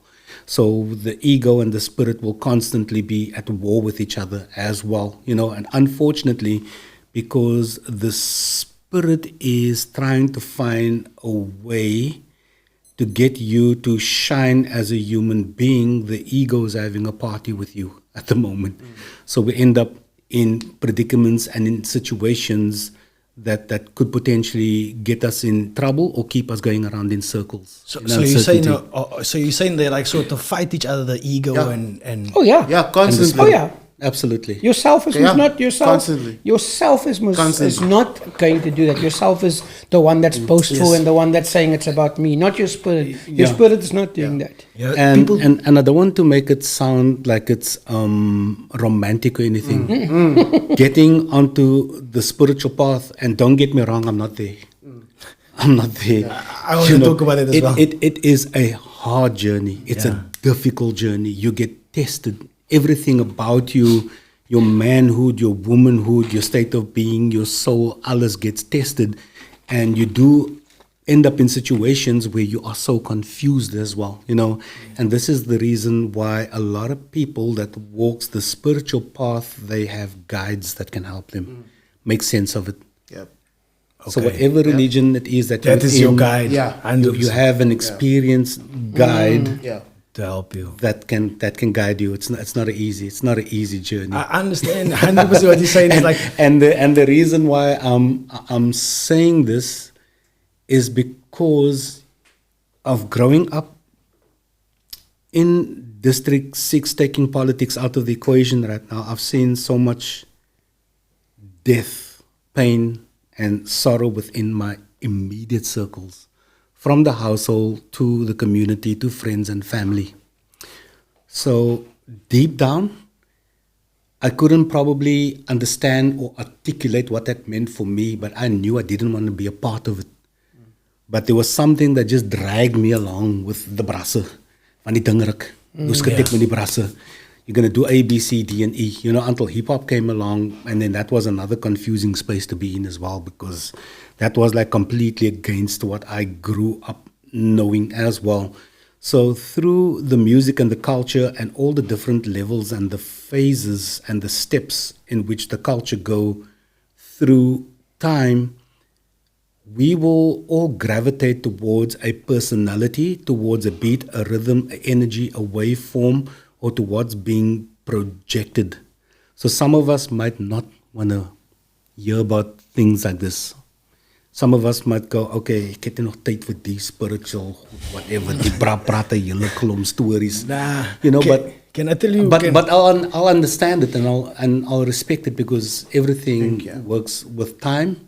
And sometimes we're not ready to receive, and sometimes we're not ready to give. But also what Azhul was saying, the human element, Azhul was saying, besides that, and I feel like, as Azhul, you was preluding it with saying we can't save hip-hop, because we have to save ourselves. There's so much trauma, a lot of us that have it, you know, because like, D is talking about that. So I didn't have the same challenges at D, but where I come from in Bonteheuwel, the options were there. There wasn't a studio in our street. There wasn't a hip-hop school or a dance school or a DJ school. But there was definitely gangsters on the corner recruiting brasse. There was definitely, you know, people doing other stuff. So it's like those were the choices. But unless you went onto like, okay, like they call it the narrow, the straight and narrow, or the wide. So when you say the narrow, it's going to come with the challenges. And I feel like even when you choose that road, you still have this, okay, my friend got murdered, or my friend's sister, you know, had this happened to her, or whatever. And all of that has an effect on us. Yes. People think when they say diet is just what we eat, but it's what we see as well. So we saw that, and then this hip-hop thing is almost like a plaster, man. It's like this thing is making us forget about it. But it's not the remedy. It's not the remedy. Not the so remedy. now, like he's saying, we're chasing the good time, we're chasing the vibe, and it's like, you know, the vibes. It's like, okay, this and that and that. But when we go home and we're alone, then it's like, okay, there's still this thing that we saw, whether it's an interaction between two parents, or whether you grew up with a single parent, or you grew up grandparents, whatever the story may be. There's still trauma there also. And we don't speak about that because we're from the Cape Flats, and it's like, real men don't cry, and real men don't whatever. And it's all of that, and a lot of it came through hip-hop also. Because that was our school. We weren't listening to the preacher and the imam and the teachers. We were listening to the rappers. And a lot of them told us a lot of nonsense. So we must unlearn that as well, man. But Alcoholics Anonymous say admittance is the first step to recovery. So you have to admit you have a problem. And that's the challenging part. My brasse in hip-hop mocked me when I had to go for therapy after being hijacked. They were like, nah, that's not hip-hop. You're going to go lay on the couch and keep some brown money. Do you know what I mean? And my boss is saying, no, this is the same woman that was counseling people from the Truth and Reconciliation Commission. You know, and I was like, I can't afford it. He's like, no, the company's paying. So I was like, now I'm going to go, of course. But when I went, I was like, yo, but I felt like I was cheated, man. I felt like, my bro, I wish I had therapy 10 years ago. Because it's just sharing and speaking to someone. It wasn't like, I knew this woman couldn't give me the keys or like the solution. She's not a guru. It's just, she's obviously trained to speak to people. And I'm saying, when we get to a place where we acknowledge that, and after that experience and just being open to the idea, it's helped me to just talk to people. And I can look at another man and say, yo, that is dope when you're doing. I have no problem complimenting another man. I have no problem calling him out and saying, my bro, that's not how you speak to a woman. Or that's not what you do. Or I'm like, my bro, I really feel like this. And then we just cry together. I'm okay with that. Do you know what I mean? There's like, on what you're saying, Eazy, like, for me personally, like with hip-hop as well, I think I spoke to Lanto about it a couple of weeks ago. There's a lot of unlearning for us as well, you know, especially when you grow older and whatever. Because like you were saying, like, yeah, hip-hop is a beautiful thing. Don't get it twisted. I mean, hip-hop is responsible for us being here.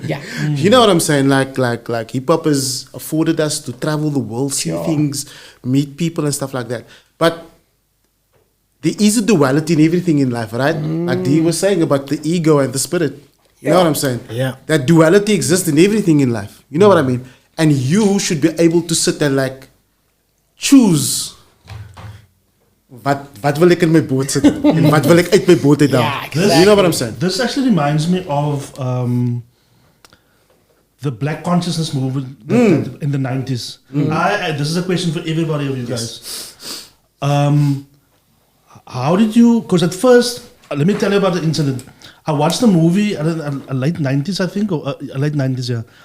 It was, they were discriminating against white people, man. And my sister was like, no, but this is racist. And I'm like, how can it be racist? No, black people are being looked down. But it's the reverse. And she was like, no, Nantel, you can't, this is not right, man. But it was my teachings in hip-hop that actually made it okay. Yeah. You know what I'm saying? Yeah, So- they get a pass. So I'm gonna ask you guys, when did you guys realize that maybe I'm wrong, maybe the Black conscious movement was just positive? Do you guys see the duality in it, and how at what year did you guys realize, oh, I can't just take everything to heart, I need to set aside, okay, this isn't right? Mine's going to be the shortest. I'll go first. Oh, you're Mine's gonna gonna go be first. shorter. Okay, you're gonna go So first. I said I didn't. If I was at the base 5 times, that's a lot. There was a 24-hour jam, so that was long, but 1 weekend, so it feels like I went there a lot. But if I was there 5 times, it was a lot. So at the base, I think there were these meetings, and there was a guy from Crawford who invited myself and another friend who didn't know what we were doing at the time. I told you we were rapping in the church or whatever. So when we got there, it must have been earlier, not like 2 o'clock, 3 o'clock when a matinee would probably start. It must have been before 12. So when we got there, someone was handing out, like I think it was photocopied, I can't remember, but it was like a book. And I remember the words was either brainwash or whitewash or something like that. Was on the cover of it. And just seeing that, I was like, my bro, cult vibes. That was our thing. There used to be these people that paint the human cause on the walls in the Mitchells Plain area and wherever. And we remember that thing. So there was just this thing again, if you into your spirit, like when you watch movies, you're like Tybra's a zombie or Tybra's whatever. You just connect with people certain ways. So both of us, without even talking about it, on our way there, we didn't know. We didn't say when we get there and something looks uneasy, we leave. We saw this brass saying, it's, and it's like, my brother, that's how they spoke. They spoke differently. They were doing this, and we were unsettled with it. And then my brother was like, nah, we're going. And he was a bit older than me, so I took lead from him. So I kind of avoided that thing. Yeah. But then friends of mine who got into it was doing what he was saying, where it became, okay, I understand, and I relate to some of the conversations I heard about people experiencing it in Mississippi, in the States, because I was a bit of a nerd, and I was reading Time magazine, and I was reading other stuff in the library. When it came to here, the only thing I knew about was like, there's a yogurt truck coming, we're going to go and throw it and get free yogurt, or the milk truck because we're in the struggle. That's our struggle, because we like these older people, that was a different reason for doing it, right? But we didn't experience that kind of racism that these people overseas were doing it. But then with this movement, I felt that people that I knew as in like I know them, they were doing the reverse. So they were okay with what Nantel is saying. So it was doing the exact thing that was done to them. It was almost like, okay. And we struggled with that. Because remember, our foundation was in the church. We came from church. We go to the base. The church frowns upon it. But we literally go there because our chummies go there. We like the music. And we're going to try and be the light in the darkness, whatever vibes. And we rappers. So we're rapping for Jesus. That's how we coined, the term. So that was my thing. So I avoided that, and it was actually a good decision for me, I feel. And I did even lose friendships because of not seeing it that way. Yeah. For me, like my daughter would say, I'm black by design and colored by definition, right? She's How old is she? She's gonna be 18. Okay. That must be in a t-shirt. So, and the reason why that's relevant to me is because in my family, from my father's side, that's Mozambican, right? From my mother's side, my mother's from a place called Kroonstraat in the Vrystaat. Sure. So my mom's Sutu, right? For me, when I grew up in Mitchells Plain, I used to take the bus and the train to my grandparents who lived in Gooks, right? So you must remember, I'm like 13, 12 years old, and I'm seeing like 2 opposite sides of communities. Like when I go to my grandparents, There's guys stashing guns, harboring political activists. The place is burning. There were times, and actually I'm very upset with my dad also for sending me there because most of the times I had to walk through that. You know what I'm saying? Yeah. So I grew up with that imagery. Then there was this whole thing, growing up as an adult, so-called colored people thinking that they're better than black people. And I couldn't understand that because in my family, we all dark. Everybody's equal. You know what I'm saying? So now I'm wrestling with that whole thing, Then I'm wrestling with the fact that actually this word colored is actually like, it's something, that was created by the apartheid government to separate communities even more. So now you as a teen, I'm wrestling with that. I'm encountering hip hop. I'm getting these black consciousness messages, poor righteous teachers, PDP, Public Enemy, etc., that's talking about being proud to be black. Black and proud, yeah. You know what I'm saying? And like in my black family, black side of the family, that is something that they're all proud to be that. You know what I'm saying? So for me, I gravitated towards that. So even before hip hop, my vibe was always, I don't want to be a so-called colored. Because I identify with being black. But I think it can become cultish, as you said. Because for me, yes, I do identify with that. But in its essence, I'm a human being. You know what I'm saying? Like in my purest, if we go back to that whole spirit conversation, in my essence, outside of this shell, I am a human being. Imagine a spirit being. The image. With no color. Just the frequency. You know what I'm saying? So I think it's very difficult if we, as human beings, for human beings to operate in this material world, because in this material world, everything is in compartments. You need to be a race, you need to be a social class, you need to be American or African or Australian, whatever. But if you strip that down in its bare essence, we are just spirit beings, human beings. So, yeah, I don't subscribe to the cultish aspects of that, the whole black consciousness thing, because I do feel that there was also a time for me, especially going to the base, it impacted me, and I was all about white people is the devil. That was like my thing. Yeah. That was like my thing. And that was damaging because a couple of years later, I actually dated a white lady, which was not a devil. You know what I'm saying? But here's the thing. You know what I'm saying? So now you're friends with him, he's dating her, and then you have friends going, Azhul is mixing the scene. Exactly. Azhul is dating the devil. But then it's like... Exactly. But then it's like you go to Ops and every second Rasta Bra is dating a girl from Sweden or Denmark exchange student. You're like, bro, you guys did taught us this black consciousness stuff, man. So Azhul, I want to ask you a question. Yeah. Do you feel that same thing applies to the Black Lives Movement? How do you mean? Do you feel that the Black Lives Movement also have cultish aspects to it? I think with everything, man, there's duality in everything. the actual one in America you're talking about. The Black Lives Movement that happened now. I think there's duality in everything when, because now I was like advocating that vibe because of George Floyd, right? Yeah. But now you're also finding out within the Black Lives Matter movement, there's people stealing money and stuff. Yeah, now you're like, that's what I want to do. So what the hell? You know what I'm saying? Shout out So to so I think with these type of things, for me now, growing older, it's like I want to die empty. And when I say I want to die empty, I don't want to die with ek behoort aan rooi huis en geel huis en die huis en die huis. You get what I'm saying? If I can live a life where I don't subscribe to these things that put you in a box, where we don't have to put like social matters, for example. Like we know in the Western Cape, there's divisions in the communities of all color. No? You know? And now by design. So now we're going to advocate for the rights of so-called colored people. Then we're going to advocate for the rights of so-called black people. We need to advocate for the lives of everyone. People one time. Human rights. You know what I'm saying? That's what I'm saying. That's where I'm at in my life where that is concerned. No? Okay. D? D. Now I'm cool. What Carol's one said? He's something else. Human. You know what? Carol's one said. The most consciously black guy said that you yourself, Before you were color, first you're human. Teaching humanity is what we're doing. Here we go. Yeah, human education against guys. Yeah, I remember that.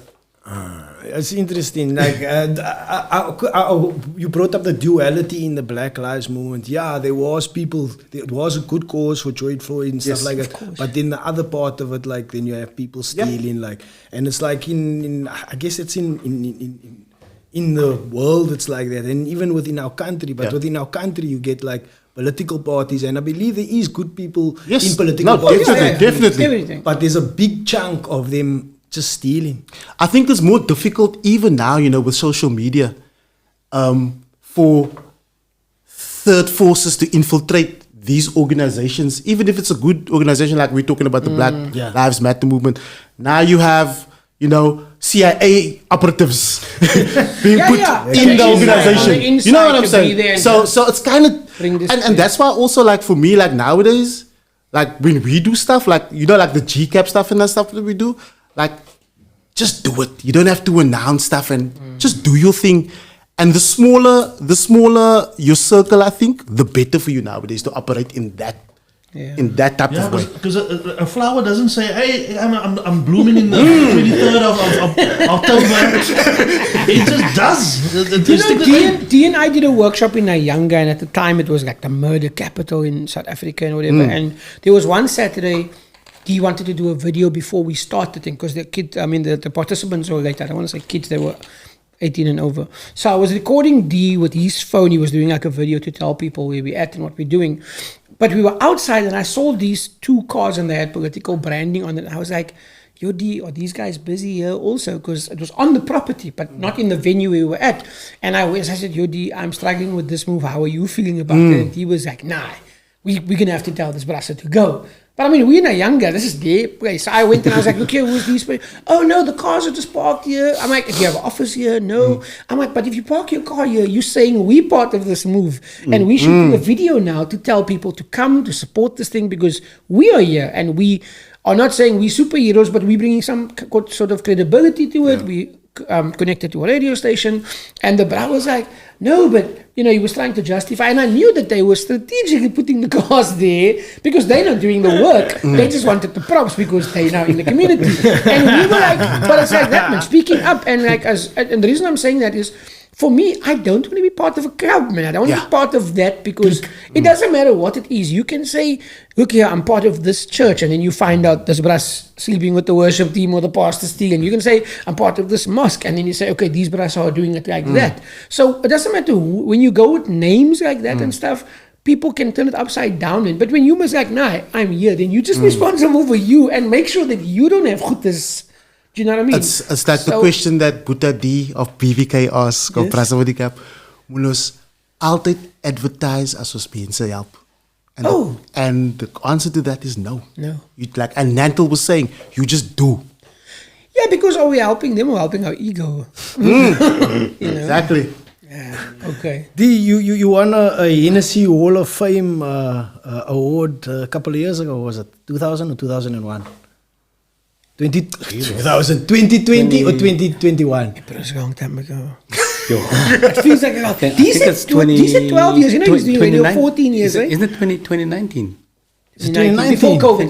Before COVID. Maybe you already got the award. When did you guys get your award, by the way? When did you guys? They sent it to during lockdown. The two of them got an award for their radio show. Oh, the best radio show. That was 2020. Yes, that was it was sent during lockdown. Okay, so for that, I thought they were honoring you for something else. No, they did. That was the year before. That's what he's saying. 2019 was the Hall of Fame. The Hall of Fame. And in the following year was a radio show. We got the best radio show. Yeah. And there was one for, I think it's King of the Western Cape or something. Yes, you did that also. Yeah, and like a lifetime, like a honor thing. The accolades, you like, you didn't even worry this so much. I'm not speaking for this. He's not doing it for that. That's why he's like, I don't remember. Okay, what was it like meeting Will Smith? Interesting. Sorry, can you please tell the story? Yeah, I'm fascinated with the story. Please tell the story. There's a journalist writing a book on Mr. Lance Stern, this exact same question was sent to me this morning. That's not coincidence. That's not So who's a dope journalist? That's not coincidence. Exact question. I can play back the voice note. Then I don't have to talk. Then I can just chill. joeZONE, but I'm saying this is dope because the book is not out yet. So I'm saying I Such a scooped dope him. story. Yeah, you guys This is got such a dope story. Have you got a story about the Please tell the story. He does have a story. Yeah, sure. Go on, tell us a story. So, I mean, we were based in Joburg. We ran our label from up in Joburg. And I think it was a very interesting time for me as a DJ as well, because it was in the height of Kwaito and everything else, and the label was in the mix of all of that, and the profile was practically, if you want to call it, the profile was booming, and it was going through the roof at the time. And being a hip-hop DJ, of course, this resonated, with the people responsible for getting me to go to Mozambique, because I've played there before as well. So my name was out in Mozambique as well. And also the work that I did on TV, a lot of our neighboring countries would watch these TV shows. So that's practically how my name got out in these countries as well. Long story short, the booking came in. My manager at the time, Lonster, he was like, D, we're going to Mozambique. You're going to be DJing for Will Smith. This is the wrap-up of the, what's it, Rumble in the Muhammad Ali movie. Ali movie. Yes, the Rumble in the Jungle and All the Dunga. Yes, it was the wrap-up of that movie, practically. We jumped on the plane. Plane landed. The president's son and entourage was there to meet us. So it was quite a big thing, and it was a lekker feeling, not going where the normal people go. Red carpet. Red carpet, exactly that. Yeah, for a change. But it was just the convenience thereof, not because I wanted to be anything else, because they stay long, and customs in some countries, these guys will tell you how long it takes. But anyway, it was the convenience thereof. Anyway, long story short, they got our passports get stamped and whatever. We're in the diplomatic vehicles, and hier gaan ons naar die hotel toe. We end up at the hotel. Long story short, it is now time to do the sound check and also stay at the venue for the gig as well. Yeah. So I'm busy doing my sound check. Will Smith comes in. I think he had on a white pants or something. And he had a camera crew. He had about 3 or 4 brassen in his face with big cameras at the time, filming the bra. He came in there when there was nobody. There was nobody in the venue. People were still busy setting up and everything. So I was doing my sound check, and it was vibing. And he was like, hi to me, hi to this one, hi to that one. But the cameras were, of course, following him. So it was like that type of setting. And the event eventually starts. The one DJ plays, and the crowd it's going lekker, because now the place is full right now. Everybody's there. All the celebrities, whoever was in the movie was there. The crew is there. And a lot of the dignitaries from Mozambique is there, and the VVIP men, from the region and elsewhere, they're all there as well.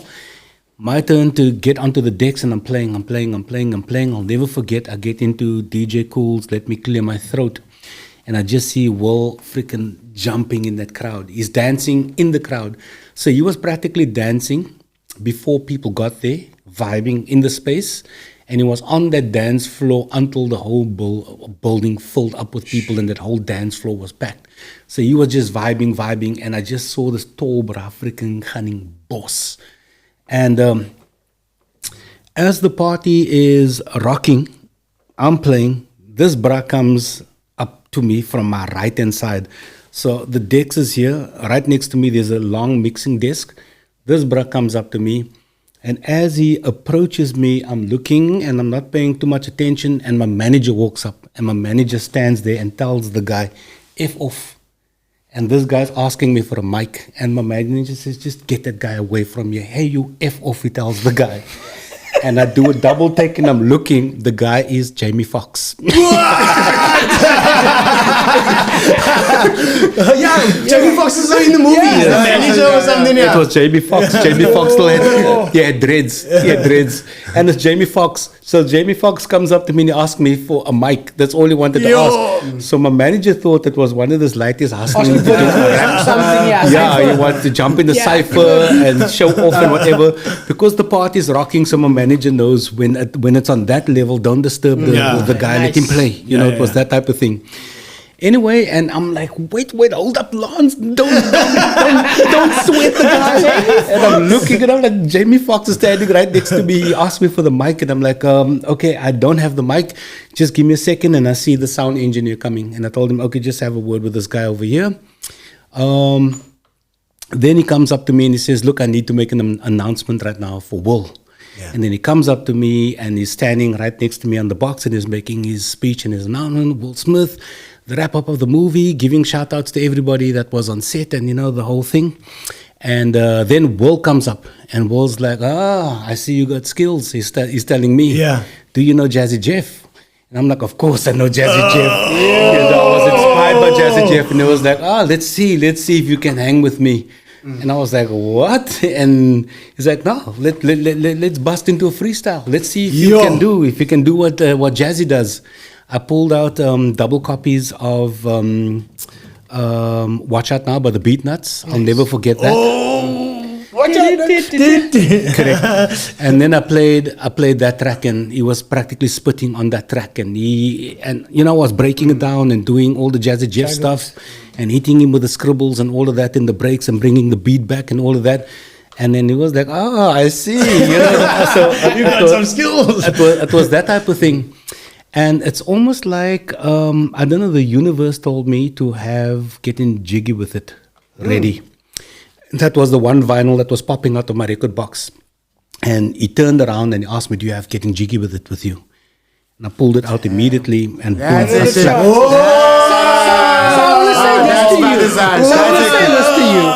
Because of the bass, I would say, in that era of us looking at hip hop as like hardcore. I think we use the term usually like hardcore, but I'm saying it was like conscious, like boom bap. Let's use the word boom bap rather. So we weren't listening to like commercial rap. Not it was like rap that didn't make it on the radio, maybe, but. And obviously some Buster, even though we had radio hits, but I'm looking like... So I remember saying that the only hip-hop DJ in Cape Town that was playing Getting Jiggy With It in a club and got respect was D. Not even knowing that story, and now to know that he performed... Getting Jiggy, by the way... So you played Jiggy With It and he performed? And he performed on the track. On the track. Yeah. And I think that was also like some a feather in my cap, if you want to call it that, because it wasn't a case of me having to look for it and guess if I had it. It was practically just sticking out of the vinyl box like this. Or say no. That's like my Kanye West story. Look at JoeZONE. So just to fast forward through the timeline, anyway, everything was like really banging. Everything, the performance was awesome. People went off and whatever. I got my props and the whole thing.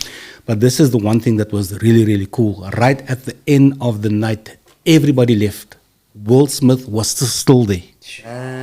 Almal is huis toe. That speaks to his character, no? 100%. And he walks up to everybody, the cleaners. He shook their hands and he said, thank you. He went to the caterers. He said, thank you. He came up to us as the DJs. We were busy packing our vinyls and whatever, getting all our stuff together. And he came up to us and he thanked everybody. Crazy. We left. He was still there. So that's the true character of a man, and I mean we can talk about this because his characters come into everybody knows about what he's done, but I think we all have like a breaking point, man. Yes. You know what I mean? And that happened to him at the most inopportune time. So that is terrible that it happened. Nobody's perfect. But maybe we should show compassion, empathy, what you spoke about earlier. Like, because generally he is a good man. He did all those great things. It wasn't necessary for him to come up behind those decks and to perform and to, have that interaction with somebody he doesn't know from above. So, And it's very interesting though, because there's Will Smith, and before I met him, I had an interaction with Jazzy Jeff on the Fat Joe show already. So before I met Will, I met Jazzy. And that was also a really special, if you want to call it, occasion as well. So a lot of people said that I battled Jazzy Jeff, but I didn't battle the man. I'll never do that, So Jazzy was jamming, I was jamming on the Fat Joe show, and apparently I upstaged Jazzy on the show, and people thought it was a battle. But the more I'm trying to explain to people, this is one of the DJs that influenced me. I studied Jazzy Jeff, and I still study the man right up until today. And being there in person to see how they operate, especially Jazzy Jeff, He had, I can't remember this DJ's name. Technically, on the crabs and on the flare scratches and all these things, he was way more advanced than Jazzy The Jeff. guy that set up for you. Yeah. Oh, yeah. Style. That's with a Spin One. S. Spin One. Yeah, Yeah, that's Spin him. One That's is him. one, The white guy. Yeah, the white guy, yeah. In New York. So he comes and he sets up the decks and he tests everything and whatever, and he puts it through a hardcore turntablist sort of routine to make Making sure sure that it's good for Jeff. everything is stable and whatever. So once he's happy, then Jeff comes in and Jeff just puts on his records and start performing. And before the performance started, Jeff had time to like really talk to a person. And also for a lot of international artists, you're not allowed to be in the orbit when they're sound checking or whatever. They'll send you out of the venue, out of the room. But Jeff was actually okay with everybody being there and this DJ being there as well from South Africa. And that was the first interaction. In fact, sorry, my forgiveness, that was my second interaction with Jazzy Jeff. The first one was at Dockside one year when the club was still Sure. on remember New that. Year's Yes, Eve. Eve. Correct, yes. So it was Dockside, it was Fat Joe, then it was Will Smith, and then years later it was Jazzy Jeff at Good Up FM. When Yeah, he came recently. But with people mad also skills. think you upstaged Jeff because of the Dockside incident, because it was televised. Remember they did Yes. parties and the reaction. Because remember it wasn't like now if something's on TV, Azhul is at home and I'm at my house, but because he's watching the same thing, we go on WhatsApp and talk about what we're watching. I'm only going to see him tomorrow to talk about it.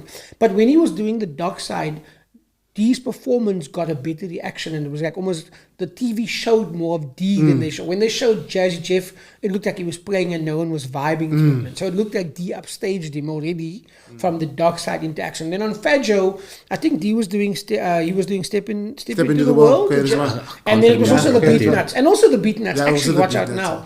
But it was more of like, okay, you do it, then I do it. That's Yeah. question and answer vibe. But to the people looking who don't know, it looks like D's showing, Yeah. look here, I'm better than you. Yeah. And Yeah. obviously, he wasn't doing that. And I think people must read as well because some personalities are more animated than the others. Yes. And it's kind of like a blow up, but you don't see the technicality and you Technicality, don't yeah. see the actual thing that is happening from an artistic standpoint. You know, Yeah. and that's just my character, my personality as a performer. I do get animated. Busy. Yeah, we enjoy it. And sometimes you do the most simple things, you know, the basics.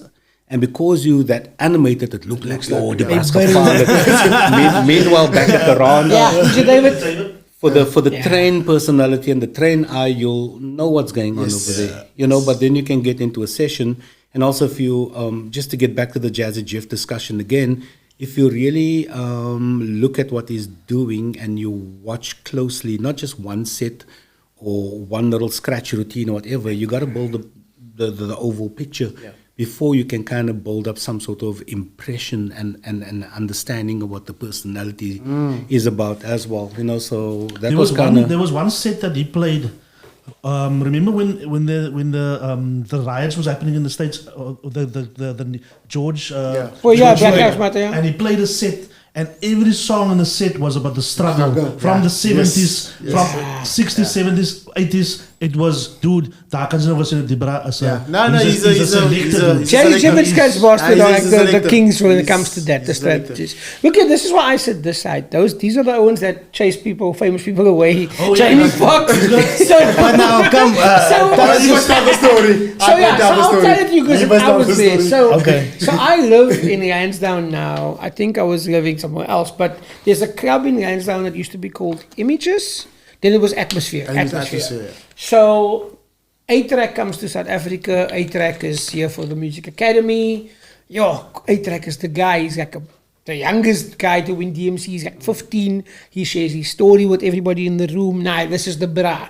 And he's also like, you know, we know Qbert, we know Z-Trip, but A-Track is like on another level. Because he's young, because he's like we're all older than him, but he's this bra who's showing us the tricks and whatever. And we all, this was our tuck, the scratching, right?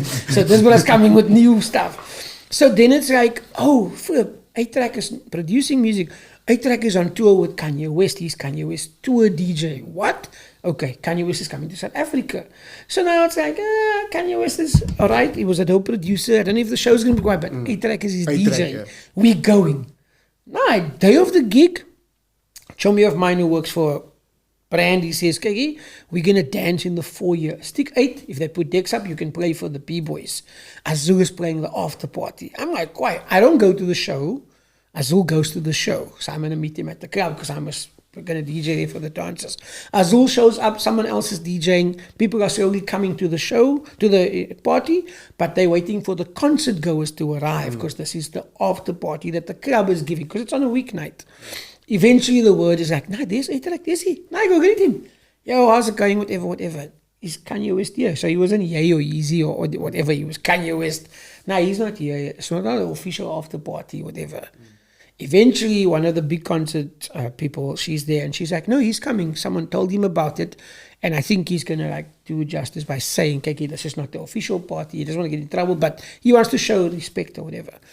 At this moment, the club owner, rest in peace, he was the kind of brother, if you whack, he will come into the box. Isn't it Malcolm? No, it's not Malcolm. Malcolm manager. I'm talking about the owner. Okay. Owner, yeah.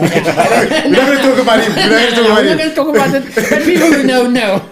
So he's there and he's like, okay, you're messing up. I'm going to play. And then it's DJ Azhul. Because by that time, we already had to clear the entrance because the B-boys were dancing there and now more people were showing up. And of course, the way they do it is a strategy. Certain models get access to the venue because it's going to bring more people to the venue.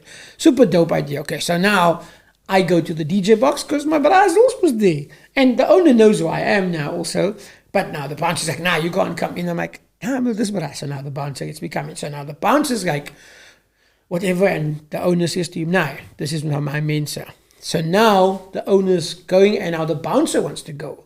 So he tells me, just because you're here doesn't mean anyone else can come here. I'm going to go. You block people from coming in here now. It's only you and him. Because he saw the owner tell him. Azhul is getting ready for his thing. I don't know if we did a mic announcement. We might have said, make some noise for Azhul or whatever. And Azhul is drinking. Okay, Azhul is drinking. So the VIPs may be upstairs or something, no? So I didn't see A-Track again. But I see there's a braba at the door. And now you must know how it is. Now, if someone gave you responsibility, you must do it. Spider-Man. Yeah. With great power. With great power comes great responsibility. So my beat is, and also I'm a DJ. So it's like, I don't want to be disturbed because people are just going to ask for requests. So it's my cousin's birthday. We're going now. Can you play the song? I don't want that for my brother, DJ Azhul. So Azhul is doing his thing. And I look and I'm like, my brother, this is Kanye West. So now I'm like, okay, I've never met him. I'm like, okay, nice. So his brother comes closer. Now he's talking. I've never met this man before, but he's saying, yo, and I think he's like, okay, do you know him? So I'm like, of course, whatever. And now he's like, do you think he's got this Beyonce record? It was Deja Vu just came out, but we didn't have it in South Africa. I think it literally dropped maybe a day or two before. So he's like, do you think he's got his single? Yeah, so he's like, do you have Deja Vu or something? So I was like, no, I don't think he has it. So then he said, does he have any of my records? So now I am going to go to my bra and say, my bro, this man wants you to play his song. And obviously it's my bra. If he sees me, he's going to be okay. So this man, Kanye West, says, no, I'll ask him. I'm gonna let you finish. So he's like, I'll ask him. So I can't say, my bro, you can't ask him. He's like, this is Kanye West, it's his party. So he goes, and this is Azhul is doing his thing. And I just see Azhul goes, like, basically saying, I'm funny, yeah, tough, basically, not in so many words. But he's telling this brother to go, and he's literally like irritated. But I know he's also like, where's Eazy, man? Like, Eazy's supposed to like, stop this vibe. So Azhul is just like literally telling this brother like this. Like, you're a bomb in the face for Kanye, man. Azhul is telling Kanye West to get out. And Azhul is like, so now I can see. And I mean, I don't know what his character was before that, whatever, but he takes a step back. So now I'm like, kind of like, at this point, it's one of those, I told you so, like, let me go. So I'm like, Azhul. So now, obviously, he knows I'm not going to bother him. I'm either going to say the place is on fire, or I'm going to say, look at this Mohican on the floor, or something that's important. So I'm like, Azhul. But I mean, in our, because we obviously brass, I'm like, hi man for you, it's fra. I'm saying it something like that. I'm like, but hi man for you, it's fra. And he's like, and I'm like, Because now I can't say his name out. This Yeah, was you're right here. And I'm switching to Afrikaans because I'm talking about the brand. So I mean, my brother, man, wil je iets vrouw zijn number het, whatever.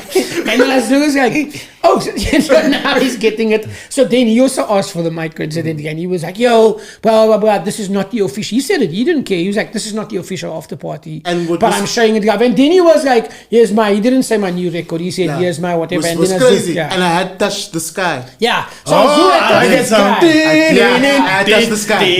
So On the now, spot. It was crazy. He's playing the number, and then he's like, nah, you guys are cool. Yeah. I mean, he said the N-word. He was like, he's like, you guys are so cool. So I'm like, okay, whatever. So then he walked out. And then I was like, that's it. And again, there was no Instagram or TikTok for us to be like, yo, we just told Kanye to go out of the box. That's why he's wearing balaclavas. That's a good one. Yeah, so that interaction happened also. But again, like Azhul was saying, when hip-hop took us to some interesting spaces. These guys had a DJ academy, I remember as well. Still? You still got it? Still active. Okay, lekker. How many years now he's got the DJ academy running? Let's come from that Park Jam with Q1. What year was that? Ooh, no, that's before that, 2006. 2006 was Q. So then it's before that. Before that, yeah. It was in the Windy House It was at my in house. these before. windy Yeah. houses. And you also? And my living room. Yeah. And it's the same Windy House where we produced BVK, yeah. BVK. And some of that full contact stuff as well that didn't Correct. come. Yeah, that didn't release. So it was before. It was before that. Yeah. Before that. So if it's 2006 with her, then I think it must have been 2002. Jeez, we need to Because 2003 was our radio. Me and Azhul did radio in 2003. Yes, We started. That's yes. 20 years ago. It So was set up easily for that. Must have been 2003. Three. I think it's the Yeah, same year. yeah, it was set up for that. So how many years is that? purposes. 20? Sure, 20 years. For reals? Houtpay. Yeah, It was Houtpay, 2023, yeah. The Q winning Houtpay. Is that 20 years? Yes, 20 Yeah, years. Q winning Houtpay at the Park Jam. Yes. Has anybody like really dope come from the academy that We've had lots of. Oh yeah. but has gone on to like maybe go international or maybe Gremlin came from the academy. Is it? Okay, Eazy came Eazy from came the from academy. Yo. D's not going to tell you this, but you know when D spoke at Red Bull Music Academy, Black Coffee was a student there. You know that? You know that? I remember that was in Observatory. Do you remember that yet? Yes, In yes, Observatory. yes. And that was just after they clapped the brand. Yeah. So there was a meme that came out, Oppas with die bereid klap mense. And there's a picture of myself and Black Coffee sitting opposite each other because we were in a Q&A session that night. Yeah. Yeah. So Crazy. So thankfully the academy is still going though. So it went from the Wendy House, it then moved to Rosmead Avenue, Wynberg, the little I business remember center. Rosmead Avenue, yeah. Yeah, then from there it went to Azhul's lounge, and from his lounge, We went to town first, SAE. yes, it went to Down, SAE, by underneath. by the valve. Yes. That's yes. where Kurt brought the deck with the dices. I Yes. remember that Yes. morning. You were Yes. there. That And then we went to Woodstock Exchange, yeah? correct. So we were in Woodstock Exchange for a good couple of years, and now and back to your lounge, Back to my lounge before, yeah. Back to my lounge. and then it went to Langa. Langa right now. Yes. Yes, Music. Yo, so he was all over. yeah. Interesting that you Not- moved not- to Langa now. Yeah, it's just once again, if you, it's the partnerships that you build with people as well, you know, and also if you see what we do is it's extremely progressive as well. So if people can't see the vision or they don't understand or respect what you do, then of course you have to make the tough decisions, either call it a day or part ways and try and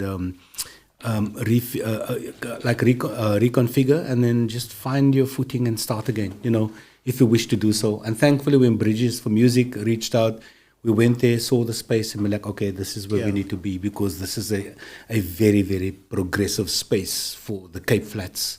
And a lot of people, when you say Langa, people shaking their boots and it's like, nah, my bro, rat jy Langa toe nie, you know. So we've been there for about 4 years now, bordering on 5 years. It's a world-class space. It's an awesome space, and probably every single big-name DJ that have hit our shows Skrillex. have been in that space offering, you know, insight and knowledge exchange. Oh, so you get like people Guest, coming in, guest DJs. That's dope. Yeah, you see the thing that we've realized on this journey. As much as we are teaching, we are learning as well. And people have different motives as to why they want to learn to become DJs. Not everybody that comes there want to be a superstar DJ. Not everybody wants to be in a club or go to a festival. As an example, there was a lady that was doing well. She was blazing the trance scene internationally. She was freaking on the biggest stages in Europe. She felt that she hit a ceiling. And, you know, when you go through this thing called writer's block, you can't see anything further than what you wish for. She signed up because she wanted to be in a space with like-minded people and also to see what else is out there in terms of DJing. But she had no other reason to come there. She was already doing things on a high level, you know, stuff that many people dream of doing. She's already doing. Then we had a lady that was a air hostess. She also came whenever the flight landed in Cape Town City to come and, you know, learn about DJing because she just felt it was interesting for her. And then there was another personality that also came. His parents bought him a venue, a club or something. Young boy came from Pretoria. His parents bought him a venue. He wanted to learn how to DJ in case the DJ don't rock up. So then he can just fall in. Yeah, so you know, so those are the types of things that I And find. that's besides, sorry, to break in there. That's besides people from other parts of the world Yeah, we had a lot of internationals coming that through came just study. to wanting to study with us, you know, which is also like, Yeah. wow, That's like, dope, man. You know, that's dope. And there's a lady that became one of the biggest influences in the Western Cape as well. So she came there as a DJ, but we don't only teach DJing. You know, Who's her? Nadia did Jefter. you think we No, we don't say that. I don't say that, no, because say No, that. that's okay. I have respect for her. Nadia Jefter. Okay. No, no, that's not. Nadia Jefter. Joking, guys. But if Nadia want to come and Nadia Jefter. It's not Nadia Jefter. but if Nadia want to come and learn some guys just skills, focus. our doors are open. No worries. But anyway, long story short, so it's not just about DJing; it's the business aspects as well. Yeah. It's The business acumen like you mentioned. 100%. It's looking beyond what's perceived to be the art form only, of being able to mix or scratch or cue up a song or select music as well, because it's one thing to do that, you know, but then when people leave the space, what else is there to do for you as well? Because you're not guaranteed the gig. You're not guaranteed a career when you walk out of there. So, you know, with everything else that was added to the table, she put all the pieces together.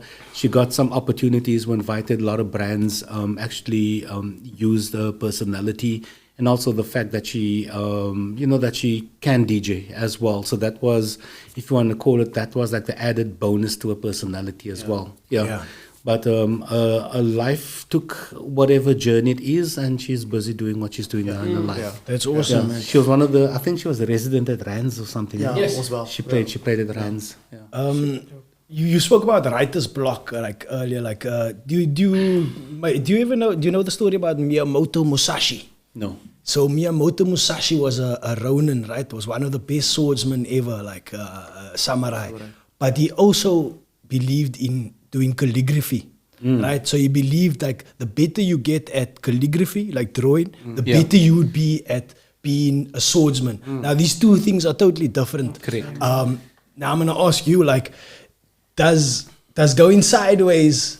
Does going sideways like help you creatively, like with like on the decks? You know what I mean? Do you find inspiration in doing creative things on the road, and then it somehow inspires you to keep that, to stop that from creator's block from activating? Now you can almost shift to DJ. You know, if you find a creator's block in DJ, now you can shift your creative space to other. Just a question. Yeah, not only proportionate. It's not the motivating factor.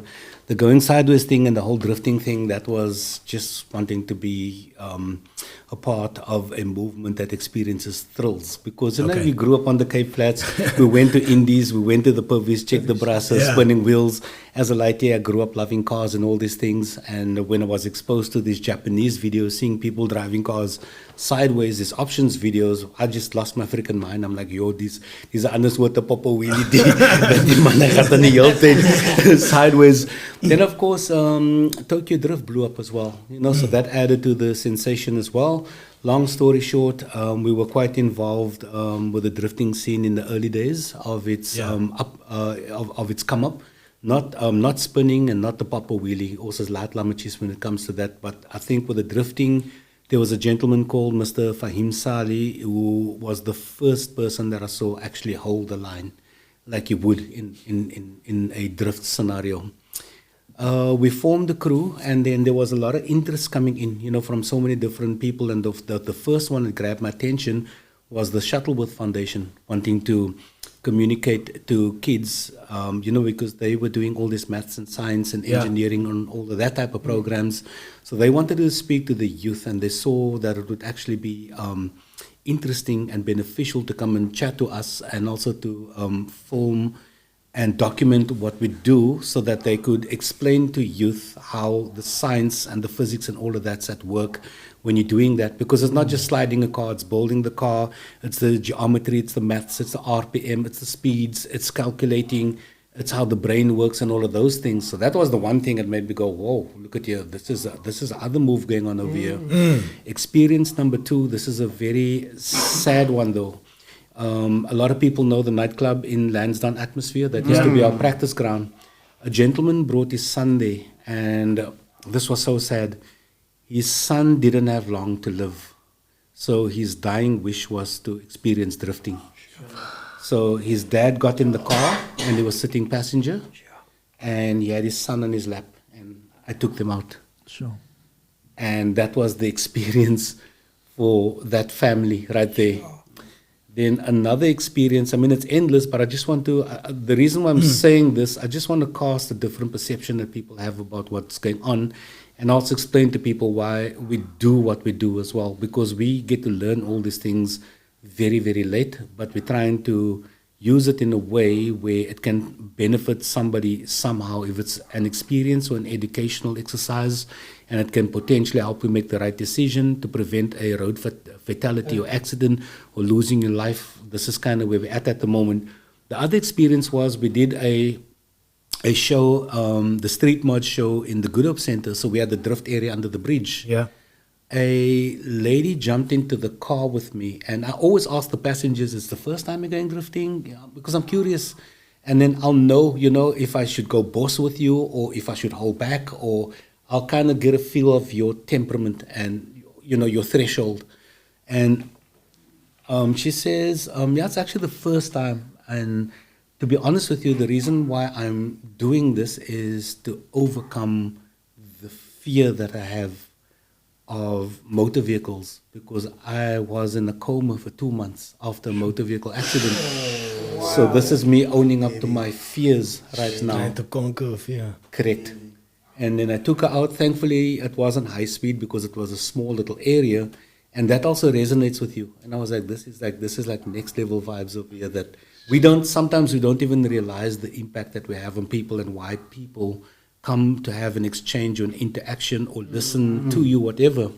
Then the last one, we've been doing this road safety activations. It's actually going in for the 8th year right now.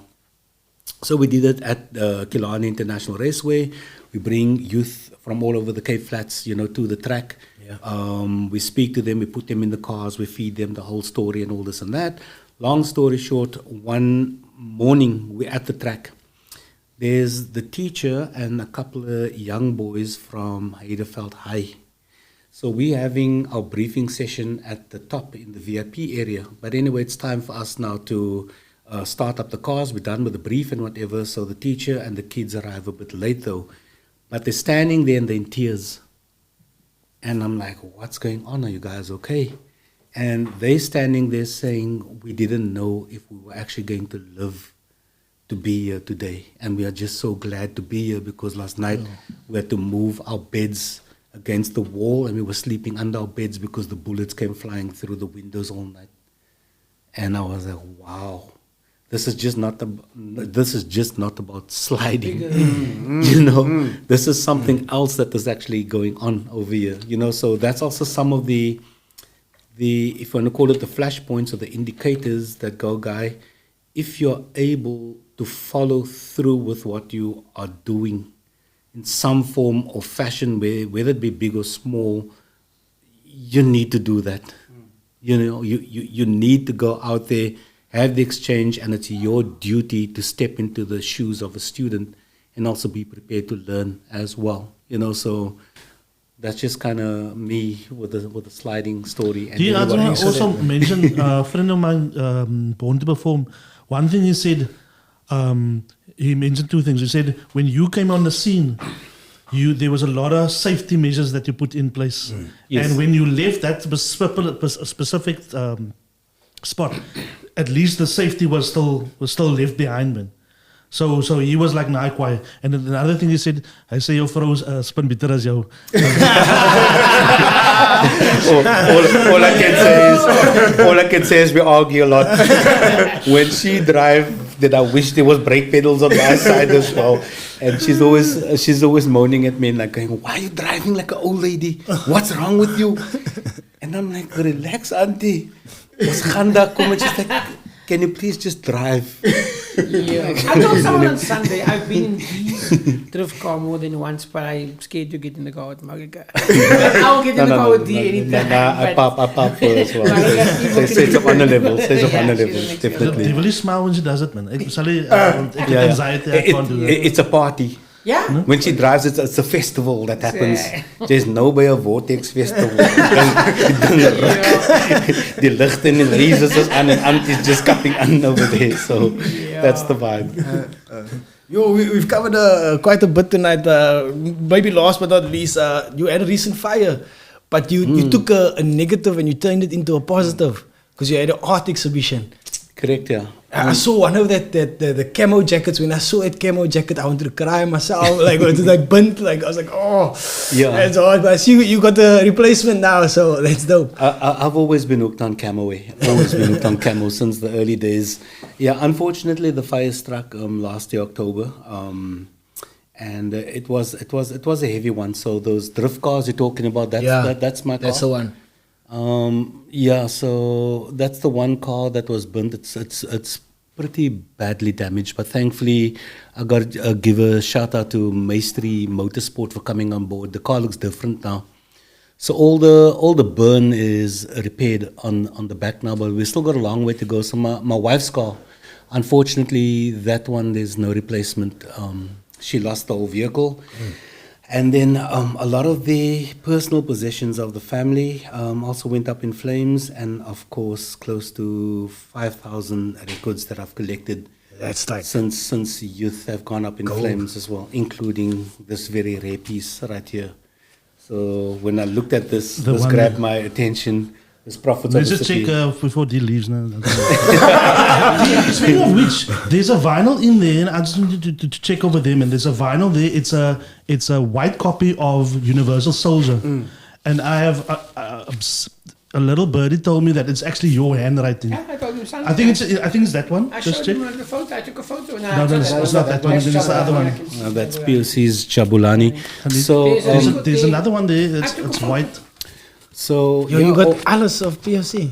So all those I'm a fan. All those records went up in flames. Part of me just wanted to get rid of everything, all the rubble, everything, that the fire left behind, because it was quite a devastating. Yeah, sorry to ask you about it. It seems like it's like a traumatic experience for you, like. Yeah, unfortunately, we are still living with the trauma, though. Because the minute you just smell a match being lit or whatever, your senses are alive. We start running around the house. Hectic. And it was that type of thing. Thankfully, our neighbors got out in time as well, because the fire went over to their side. It went over to the main house as well. And just chatting to a couple of people, this is just as rare. Holy mother. That is one of my favorites. That's super Funk rare. Flow. Correct. Funk Flow, Yeah. Dude, that your cuts on that inspired me till today, dude. Yeah. There's Wow. a different cut on And there. the intro, the first, the intro, the cuts. Till today it inspires me. I gotta check it out. Yeah, I think this is the one. He doesn't listen to his own stuff. Oh wow. So we thought, why don't we salvage as much as we possibly can? I mean, in respect to Eazy and Azhul over here for coming to my house and helping me go through all of the rubble and all the burnt vinyl, to just get through some of the goodies. And then we did this art exhibition, and we took some of those iconic pieces, like some of the POC records you see over here, some of the international records. So all of those album covers and bits and pieces from the fire and from the rubble is actually integrated into the artwork. And we're selling the art, and I'm selling this T-shirt as well. This is a limited DJ Ready D 50th hip hop anniversary T-shirt as well. And we thought we need to get ourselves back on our feet again in terms of our organization. So all the proceeds are going back to the organization, and this will help us to continue our feeding programs, and will also help us to continue with our road safety programs as well, because the fire, of course, put a lot of things on pause. How do I get to buy one of those T-shirts from you? The T-shirts are available at our lab, so we're doing a First Thursday activation part 2 at the same space over here. So they'll have the T-shirts on sale over Where's there. the order labs in town? That's in Mitchell's Mitchell's Plain. Plain. Oh, there's a Yeah. Silverhurst. It's a really special place in Mitchell's Plain. That's a brand spanking new building. Regan Allen is most very much involved in this, no? Nentel? Regan Allen. Yeah. Yeah. He was there when we Yeah, launched he's- this. He was actually there earlier that night or so, yeah. Is it? Yeah. Oh, the politician. Yeah. Oh, okay. Comedian. Nah, he's a politician, not a comedian. I'm joking. That's your Yeah. handwriting. So just to get back to this is my handwriting. I told you. So so the story is you signed that, you gave it to Shaheen. Shaheen gave it to Terence from Heap Squad. Yeah. And then he gave it to me as a gift. Wow. And I've been treasuring that, but I didn't know it was your handwriting. Yes. Eazy told me about 2 weeks ago or 3 weeks ago that's actually your handwriting. Yeah. And this is even more rare than the actual released version. I think the released one is $4,000 now on Discount, check. yeah. Yeah. So if I have to place a value on this, I'll probably like tenfold the value of this. Because it is Not in the that's tough for me. because of the white label status, and before the album was released, this was only circulated to a limited amount of people in the UK, and we got one copy, and this is the only copy that now lives in South Africa in terms of the white label. The only copy, probably on the continent. Extremely rare. Okay, you must phone. What's it? Outsurance. Yeah, and this album wasn't released in South Africa though. Yeah. That's also what makes the difference as well. So the 12-inch that went up in flames, it's the Planet Cape Town 12-inch. That's also framed at this I have a copy of location. I took a pic of it here somewhere. at our labs. And all those art pieces are all for sale. I also did a collaboration with Falco. He did a one-of-one photo. That's the first album of POC. I always have to hype up the fact that that first album is the one that we toured with worldwide, and our first international event with Quincy Jones. That's the exact copy that I used Actual record you used. for that performance. So that's the burnt piece over there. And then at the bottom, that's a very, very rare, brand spanking new. Yeah, and that's super rare. That is just as rare as the record that you have here as well. Wow. Yeah, that's the 12-inch. That's Planet Cape Town. And I think on the flip side is Beats of Boom. And I'm not sure if it's Motherland Funk or something's on the flip side. Sure. Some history lesson for all you young hip hoppers out there that don't know. Now you know. Yeah, so just getting back to teasers and the base of the 80s, the clubs. Yeah. Some of the records that we played in that era, the exact vinyl that still got bass dust on it, went up in flames. in that fire. So it's vinyl that practically helped to pave the way and cultivate the culture, not just locally but globally. And it's pieces I've collected all over the world, apart from South Africa as well. That's awesome. So if people come through to Mitchell's Plain on Thursday, you can actually see this in person. I will be doing another demo, and then Azhul and Eazy, we got something that we do as well, and we are hoping to get members of the South African All-Star breaking team to support us on this one as well. So it's like full-on hip-hop, the celebration. It's a fundraiser. It's a story of overcoming adversity, life. It's a story of building community. It's a story of us working together. And hopefully, you know, we can brighten that light and we can brighten that spirit that celebrates humanity. Nice, man. That's a dope message. We did almost 3 hours already. Wow. 2.5. Yeah, 2.5, 3 hours. Wow. Okay. We're going for a marathon run. Yeah, I mean, so in closing, we got a shout out to Nantel. Like, Yes. If you didn't notice, like, he's the biggest fan, Ready D fanboy. Like, we've been doing this podcasting for about 4. Well, we were doing it first separate. I was doing it on my own way. He's doing it in his own space, and somehow we finally came together. But since we came together, he's like always big up like Ready D. Ready D did it like this weekend. We're doing something different, which is Correct. podcasting. Yes. We believe that we're pioneering something new Yes, going yes, forward. definitely. But he always references, Ready Yeah. D. He's the thank you. icon. Now, can I say No, so? thank you. So I have a podcast here that entrepreneur, to inspire entrepreneurs, and the one thing that they say, I have support, family support that you spoke about with your wife and your friends. Another thing that they say, find a mentor. And the thing is, what they say is, even if there's no mentor, if there's one on TV, aim for that. Yeah. And D, I want to say in my closing, I want to say thank you for being that person to me, because everybody says hip hop saved their lives. For me, the same. I was there was gangsterism. Luckily, my father didn't. He reared me in a certain way, but ik bang was it for that. Yes. But I had substance abuse that was there. But I always had that hip hop thing. And before I latched onto the source, I latched onto the funkiness of some of individuals, and you're one of that person, the people. Wow, So I thank want you. to say thank you for that. Consequently, I've grown up. I've realized, kijk eens, kan je zo obsessed wees, hè? You need to find your own person. Yes. You know what I'm saying? Ze moet gewoon raken. You know, ze moet nog groot raken. And then I latched on to people like Joe Rogan. And now is ik op say is okay. Now, awesome, man. But congratulations and well done to you guys. You for doing guys for this. what you're doing. Yeah, respect. And this is necessary, because I mean, you guys are tapping into an area that is now and it is the future as well.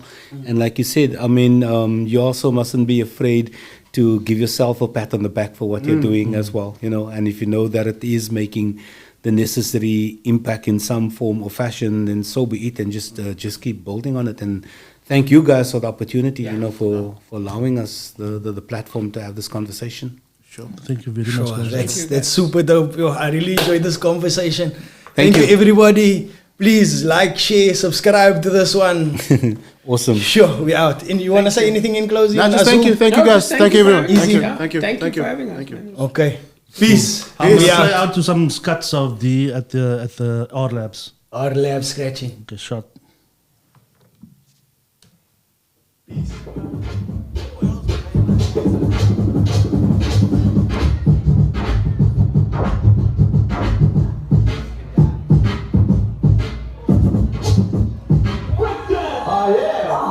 Scratching himself. What is it? That's a very good question. Wait, I'll show you.